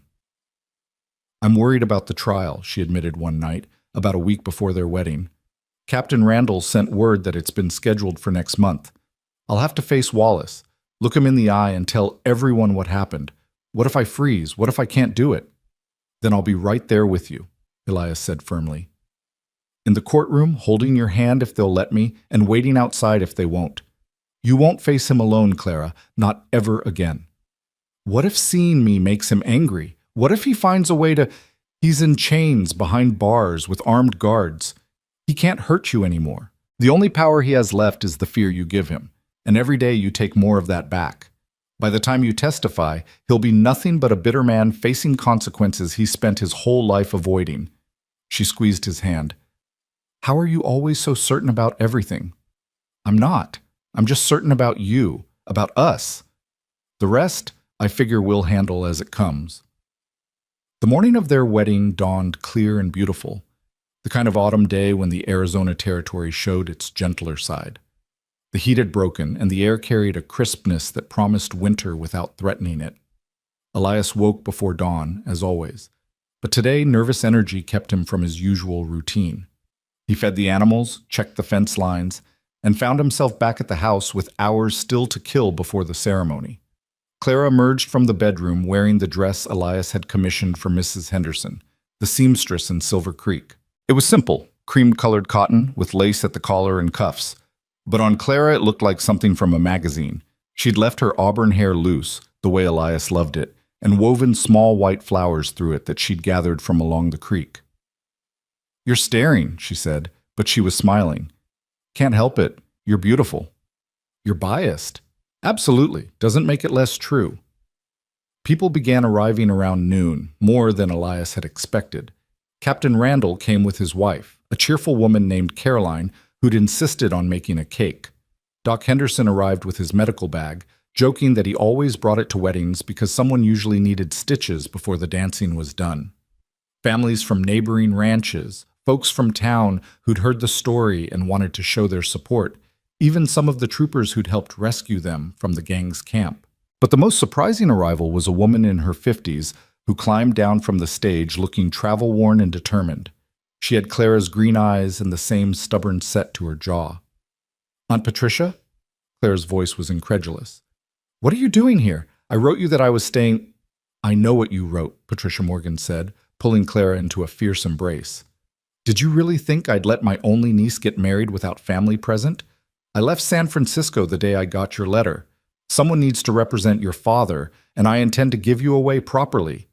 Clara burst into tears, happy ones this time, and Elias felt his own eyes sting watching the reunion. Patricia looked over Clara's head at him, her expression assessing and sharp. "So you're the cowboy who saved my niece?" "Just did what needed doing, ma'am." "Don't ma'am me, and don't be modest. Clara's letters told me everything. You risked your life for a stranger, faced down criminals and corrupt officials, and gave her a home when she had nothing. That's not just doing what needed doing, young man. That's heroism." Elias felt his face heat. "If you say so, ma'am. I mean, Miss Morgan. Patricia. If you're marrying my niece, you'd better call me Patricia." She released Clara and stepped forward, taking Elias's measure with a long look. Finally, she nodded. "My brother would have approved. He always said character mattered more than circumstances. And you've got character, Elias Boone. Welcome to what's left of our family." The ceremony took place under the cottonwood tree at 3 o'clock, when the light was golden and the shadows long. Reverend Mitchell stood with his back to the creek, Clara and Elias facing him, while their guests gathered in a semicircle around them. Patricia stood beside Clara, one hand on her niece's shoulder, while Captain Randall stood up with Elias at his request. "Dearly beloved," Mitchell began, his voice carrying across the gathering, "we are assembled here in the sight of God, and these witnesses to join this man and this woman in holy matrimony. It is not to be entered into lightly, but reverently, deliberately, and in accordance with the purposes for which it was instituted by God." Elias barely heard the traditional words. He was too focused on Clara's face, on the way the afternoon light caught in her hair, on the joy and peace and hope shining in her eyes. She looked at him like he'd hung the moon, and he felt the same way about her. "Elias," Mitchell said, drawing his attention back to the moment, "do you take this woman to be your lawfully wedded wife, to have and to hold from this day forward, for better or worse, for richer or poorer, in sickness and in health, to love and to cherish until death do you part?" "I do." His voice was steady, certain, carrying no doubt whatsoever. "And Clara, do you take this man to be your lawfully wedded husband, to have and to hold from this day forward, for better or worse, for richer or poorer, in sickness and in health, to love and to cherish, until death do you part?" Clara's voice rang out clear and strong. "I do." They exchanged simple gold bands. Elias had ordered them from the jeweler in Silver Creek, spending the last of his savings on them. And when Mitchell pronounced them husband and wife, Elias kissed her with a crowd watching and didn't care one bit about propriety or what anyone thought. The celebration that followed was boisterous and joyful. Someone had brought a fiddle, someone else a guitar, and music filled the valley as the sun descended toward the horizon. Clara danced with Elias, then with Captain Randall, then with every man present who asked politely enough. Elias watched her laugh and spin, watched the last shadows of trauma lift from her shoulders as joy took their place, and felt gratitude so profound it was almost painful. As evening fell and lanterns were lit, Patricia found Elias standing apart from the crowd, watching his new wife teach a group of children a dance she'd learned in Boston. "She's happy," Patricia observed, "truly happy. I wasn't sure I'd ever see that again after her father died. She loved him so much, and losing him nearly broke her. Then everything that happened on the journey west," she shook her head. "I thought when I finally saw her again, I'd find a broken woman. Instead, I find someone stronger than before." "She was always strong," Elias said. "She just needed the chance to prove it to herself. And you gave her that chance. You gave her safety and time and space to heal. That's a rare gift, Elias." Patricia was quiet for a moment, then added, "My brother would have liked you. He always said the measure of a man wasn't what he did when people were watching, but what he did when no one was. You proved your measure the day you bid on a woman with a sack over her head. You didn't know what you were getting, didn't know if she'd be grateful or resentful or broken beyond repair. You just knew it was wrong, and you stopped it. That takes a special kind of courage." "Or a special kind of stubbornness," Patricia laughed. "Those two things often overlap. Clara has the same quality. She gets it honestly. The Morgan family has never been good at accepting injustice quietly. I noticed that when she spat in a gang leader's face. She told me about that. Terrifying and magnificent in equal measure, just like her mother." Patricia's expression grew serious. "There's something you should know about the trial." Elias's attention sharpened. "What about it?" "Wallace's lawyers have been making noise about Clara's moral character, suggesting that any woman who would agree to live unmarried with a man on a remote ranch can't be trusted to tell the truth. They're going to try to destroy her credibility by destroying her reputation." Rage, cold and familiar, bloomed in Elias's chest. "Let them try. We're married now, properly and legally. And anyone who wants to question Clara's character will answer to me personally. Easy, Cowboy. I'm on your side." Patricia laid a hand on his arm. "I'm just warning you so you're prepared. The trial won't be pleasant. They'll drag up every detail of what happened to her, question every decision she made, imply that somehow she brought this on herself. It's what they always do to women in these situations. The victim becomes the accused. Then I'll make sure everyone knows exactly who the real criminal is. Wallace can hide behind expensive lawyers all he wants, but at the end of the day, he's just a coward who bought and sold human beings. No amount of courtroom theatrics can change that. I believe you, and Clara believes in you. Just remember, when things get ugly, and they will, that you two have each other. That's more than most people get." Patricia smiled and patted his arm. "Now, go dance with your wife. It's your wedding day. Tomorrow's worries can wait until tomorrow." Elias took her advice, crossing to where Clara was still entertaining the children, and swept her into his arms. She laughed, startled and delighted, as he spun her away from the little ones and into an open space where they could dance properly. "What was that about?" she asked, breathless. Just reminding myself that you're mine now, legally and properly. Mrs. Elias Boone. I'm still getting used to that. Clara Boone. It sounds strange. It sounds perfect. He pulled her closer, not caring that people were watching. Thank you. For what? For saying yes. For staying. For choosing this life when you could have chosen safety and comfort in California. She reached up and touched his face, her palm warm against his cheek. This is safety, Elias. You are safety and comfort and home and everything I need. California would have been running away. This is running towards something. There's a difference. He kissed her then, soft and sweet, while the fiddle played and their guests cheered and the stars began to emerge overhead. And for the first time in 2 years, Elias felt completely, utterly at peace. The party continued until late, but eventually people began to depart, some to their own ranches, others to camp near the creek for the night. Patricia had been given the bedroom, with Clara and Elias planning to spend their wedding night in the loft that Elias had converted into a proper sleeping space over the past weeks.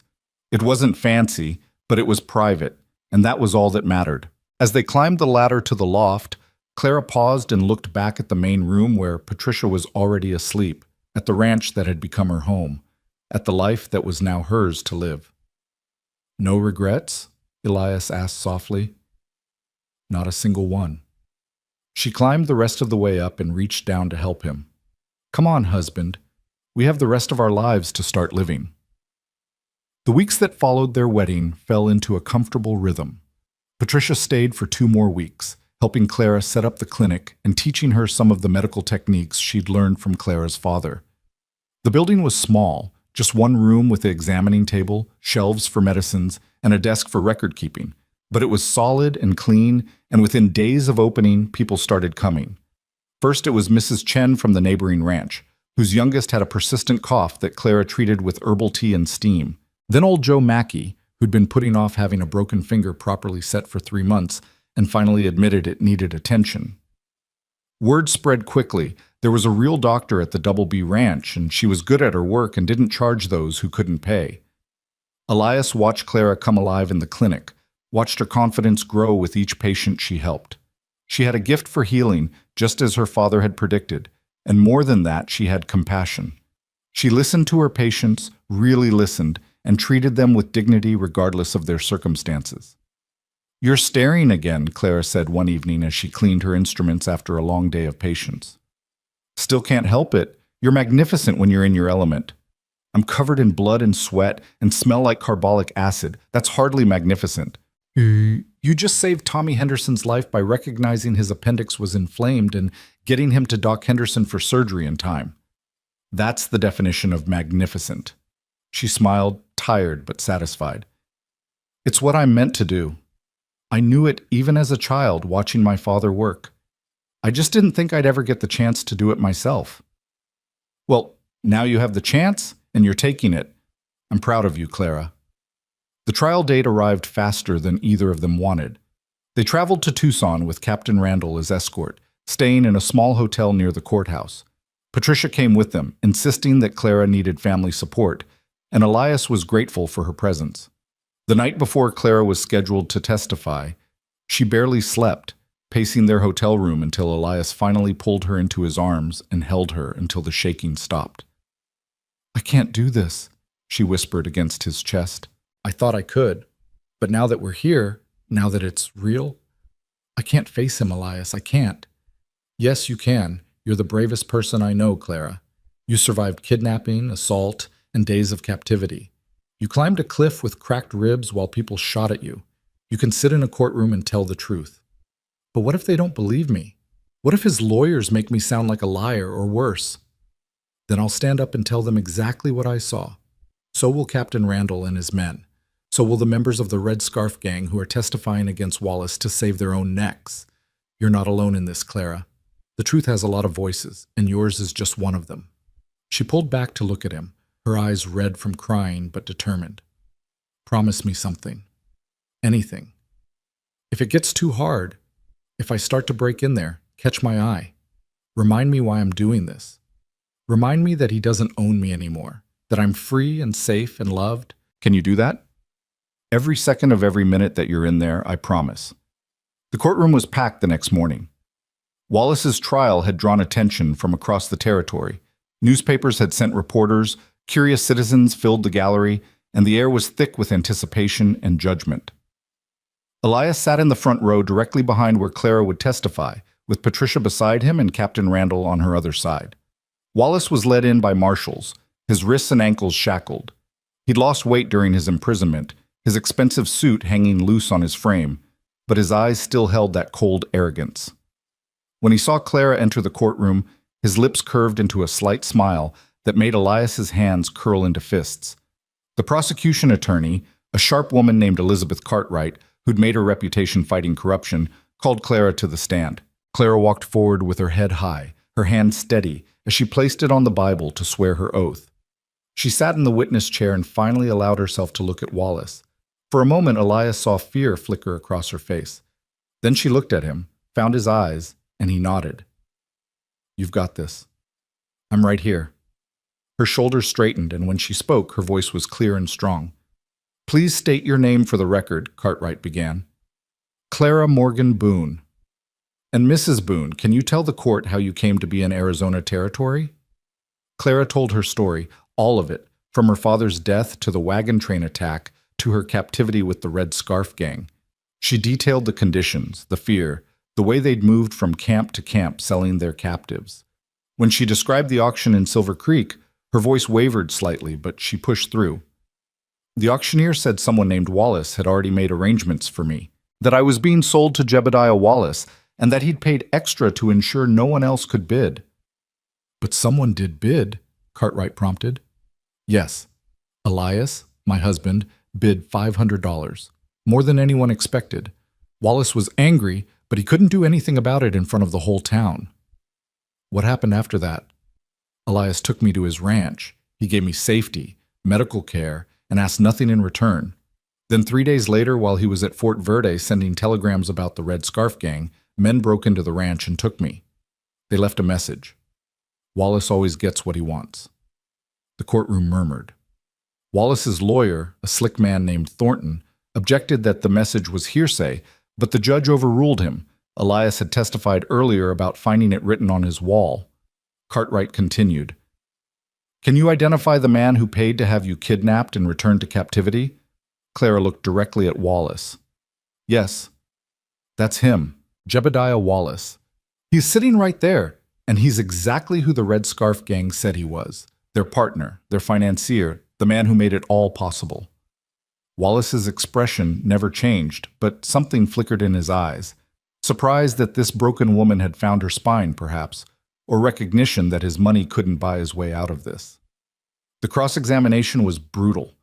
Thornton went after every detail, trying to find inconsistencies, implying that Clara had been willing, suggesting that perhaps she'd been working with the gang all along and turned on them only when it was convenient. He brought up her living situation with Elias before they were married, used words like improper and questionable morality, and convenient testimony. Each accusation was a knife, and Elias watched Clara flinch with every cut. But she didn't break. She answered every question honestly, refused to be baited into anger, and when Thornton pushed too hard, implying that maybe she'd wanted to be sold, wanted the attention, she leaned forward and spoke directly to him. "Mr. Thornton, I was beaten, starved, and sold like an animal. I watched children torn from their families. I saw good people murdered for trying to resist. And your client, that man sitting there, made it all possible because he wanted to add to his already obscene wealth. You can try to destroy my character all you want, but it won't change the truth. Jebediah Wallace is a slaver and a murderer, and everyone in this courtroom knows it." The gallery erupted in applause. The judge gavelled for order, but even he looked satisfied. Thornton had no more questions. When Clara stepped down from the witness stand, Elias met her at the gate and pulled her into his arms, not caring about courtroom protocol or proper behavior. She collapsed against him, shaking with relief and exhaustion, and he held her while Patricia rubbed her back and murmured reassurances. The trial lasted another week, with testimony from gang members, evidence presented by the prosecution, and desperate attempts by Wallace's defense to create reasonable doubt. But in the end, the evidence was overwhelming. The jury deliberated for less than 3 hours before returning with a verdict. Guilty on all counts. The judge sentenced Wallace to life in prison. No possibility of parole to be served at the territorial prison in Yuma, where the heat was brutal and mercy was scarce. As the marshals led him away, Wallace looked directly at Clara one last time. But whatever power he'd once held over her was gone. She met his gaze steadily, and when he finally looked away, beaten, she turned to Elias with tears of relief streaming down her face. "It's really over," she whispered. "It's finally, truly over." "It is. You did it, Clara. You faced him down and won." They returned to the Double B Ranch a week later, leaving Patricia in Tucson to catch the stage back to California. She'd made Clara promise to visit within the year and to write regularly, and Clara had agreed to both. "Take care of my niece," Patricia told Elias as they said their goodbyes, "though I suspect she's more likely to take care of you." "Probably true," Elias admitted. "She's the stronger one." "That's because you give her the space to be strong. That's no small gift, Elias Boone." The ranch felt like home when they returned, more than it ever had before. Clara threw herself back into her work at the clinic, and her reputation spread beyond Silver Creek to neighboring communities. People traveled for hours to see the woman doctor at the Double B, and more often than not, Elias would come in from working the cattle to find a line of patients waiting patiently outside her door. Winter came, mild by most standards, but cold enough that snow dusted the mountains and ice formed on the creek in the mornings. They spent evenings by the fire, Clara reading medical journals that she'd subscribed to with money from her aunt, Elias working on tack that needed mending, or plans for expanding the ranch come spring. One evening in late January, nearly 4 months after their wedding, Clara set down her journal and looked at Elias with an expression he couldn't quite read. "I need to tell you something," she said. His heart clenched. That tone never preceded good news. "What's wrong?" "Nothing's wrong. At least, I don't think it is. But it's going to change things, and I wanted you to know before anyone else." She took a breath. "I'm pregnant." Time seemed to stop. Elias stared at her, processing the words, and then joy, pure, uncomplicated joy, flooded through him. "You're sure?" "I'm a doctor, Elias. I'm sure." She smiled tentatively. "Are you happy? I know we didn't plan this so soon, and there's still so much work to do with the clinic." He crossed the room in 3 strides and pulled her into his arms, lifting her off the ground and spinning her around. "Happy? Clara, I'm beyond happy. There aren't even words. A baby. Our baby." She laughed, the sound full of relief and joy. "So you're not upset?" "Upset? This is the best news I've had since you agreed to marry me. When? When will the baby come?" "Late summer, I think. August, maybe early September." She pulled back to look at him. "Are you really ready for this? For midnight feedings and dirty diapers and all the chaos that comes with a baby? Are you?" "Terrified," she admitted, "but excited. I never thought I'd have this. A home, a husband, a child on the way. After everything that happened, I didn't think I deserved it." "You deserve everything good this world has to offer, Clara Boone, and I'm going to spend the rest of my life making sure you get it." The pregnancy progressed smoothly. Clara continued working in the clinic almost until the end, only stopping when Elias and Doc Henderson finally convinced her that standing for hours while 8 months pregnant probably wasn't wise. She chafed at the restriction, but eventually agreed to see patients only a few hours each morning, spending afternoons resting and preparing for the baby's arrival. Elias built a cradle from oak wood, carving small flowers into the sides to match the ones Clara had worn in her hair at their wedding. He cleaned out the small storage room off the bedroom and converted it into a nursery, painting the walls a cheerful yellow that Clara had chosen. And he found himself talking to the baby, his hand on Clara's swelling belly, telling stories about Margaret and his parents and the ranch, promising that this child would grow up surrounded by love and safety and endless possibility. Labor started on a sweltering night in late August, 3 weeks before Doc Henderson had predicted. Clara woke Elias at midnight with a hand on his shoulder and 3 calm words. "It's time, Elias." He panicked. There was no other word for it. Despite all their preparation, despite knowing this day was coming, He completely lost his composure. He rushed around the house, grabbing things at random, finally realizing he was holding a saddle blanket and a coffee pot and had no idea why.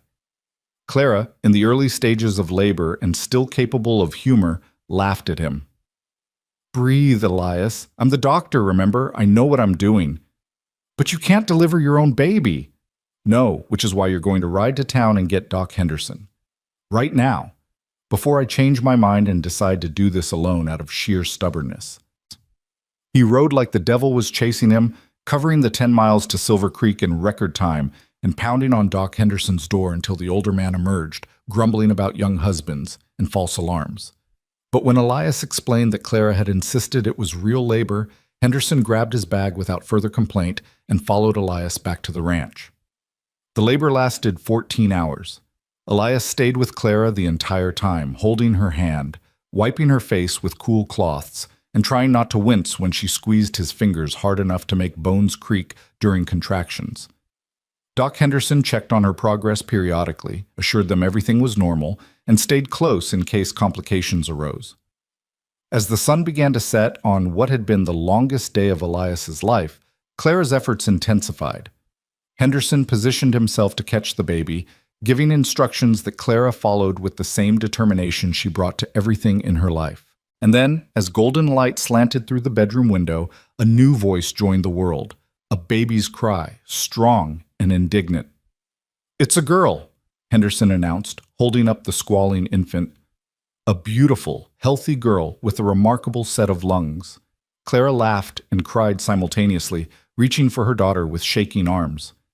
Henderson placed the baby on Clara's chest, and Elias watched his wife fall instantly, completely in love.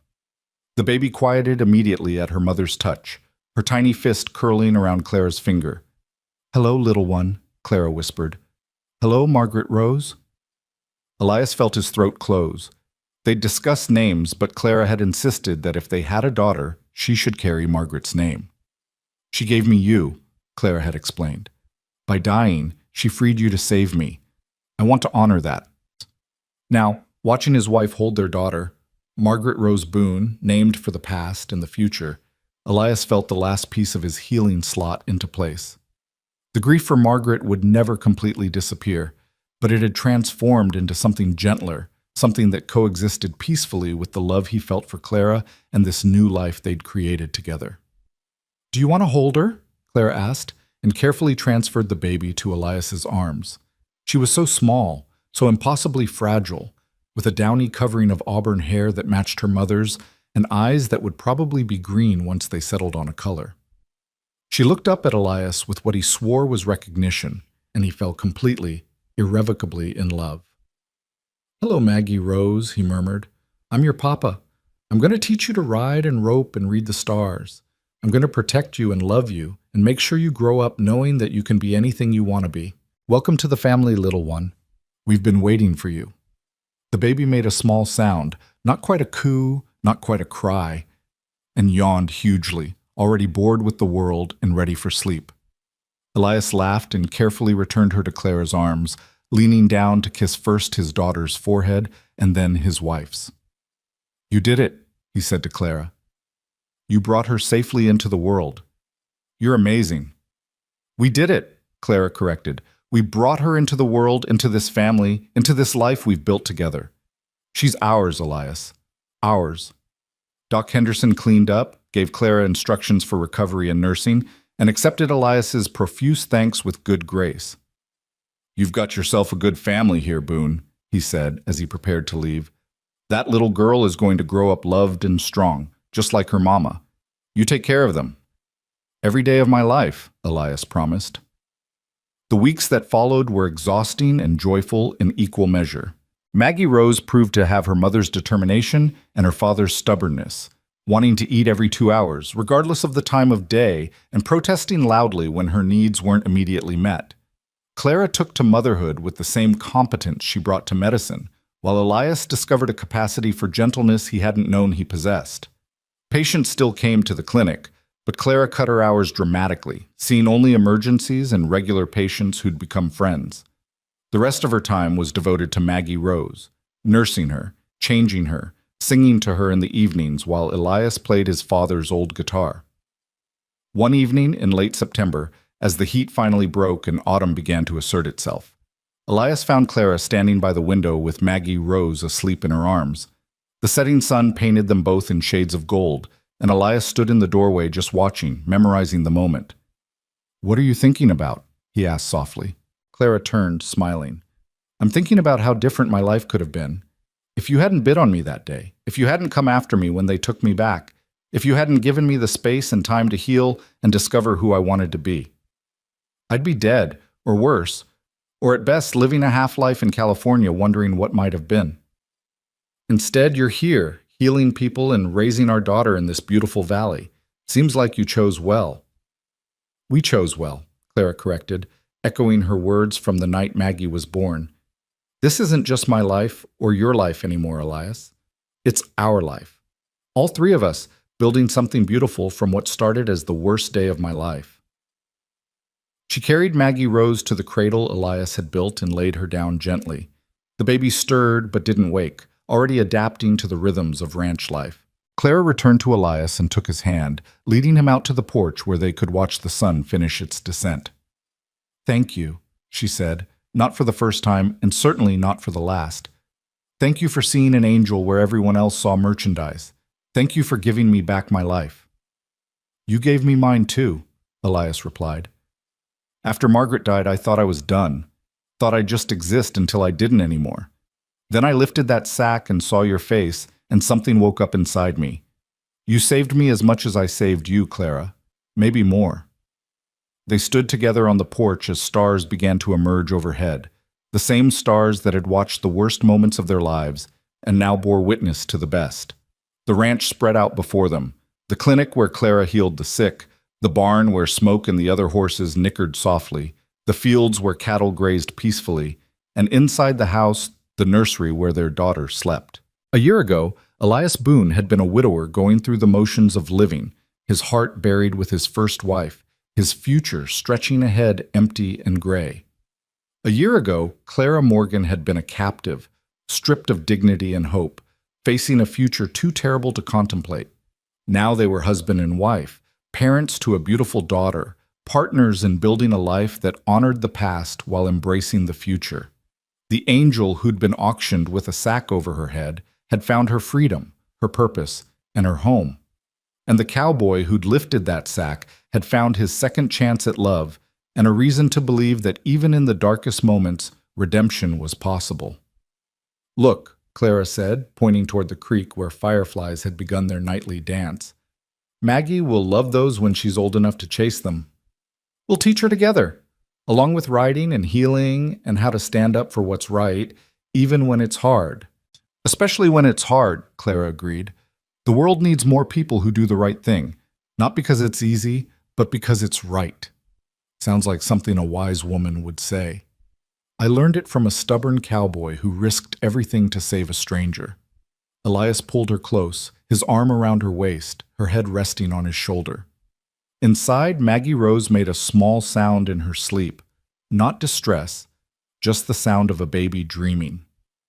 They listened together, these two people who'd found each other in the dust and darkness of a town square auction, and built from that terrible moment something stronger and truer than either could have imagined. "I love you, Clara Boone," Elias said quietly. "I love you too, Elias. Today, tomorrow, and all the days after. For as long as we both shall live." The stars wheeled overhead in their ancient patterns. The creek whispered its endless song. And on the porch of the Double B Ranch, two people held each other close while their daughter slept peacefully inside, surrounded by love and safety and the promise of countless tomorrows. From auction block to altar, from captivity to freedom, from despair to hope. Their story was written in the dust and blood and tears of the Arizona Territory, but it ended in joy. And years later, when Maggie Rose was old enough to understand, they would tell her how they met, how they survived, and how they built a family from the ashes of everything they'd lost. They would tell her that even in the darkest moments, when evil seems to triumph and hope seems foolish, love can bloom like rain after drought. That courage isn't the absence of fear, but the decision to do what's right despite it, and that sometimes the greatest blessings come wrapped in the most unexpected packages. Even a woman with a sack over her head standing on an auction block, waiting for someone brave enough to see the angel beneath. The sun slipped below the horizon, darkness claimed the valley, and inside the small adobe house, a family slept peacefully, knowing that tomorrow would bring its own challenges, but facing them together, strong in the knowledge that they'd already survived the worst, and come through it not just intact, but transformed. The angel had found her wings, the cowboy had found his purpose, and together they'd found home.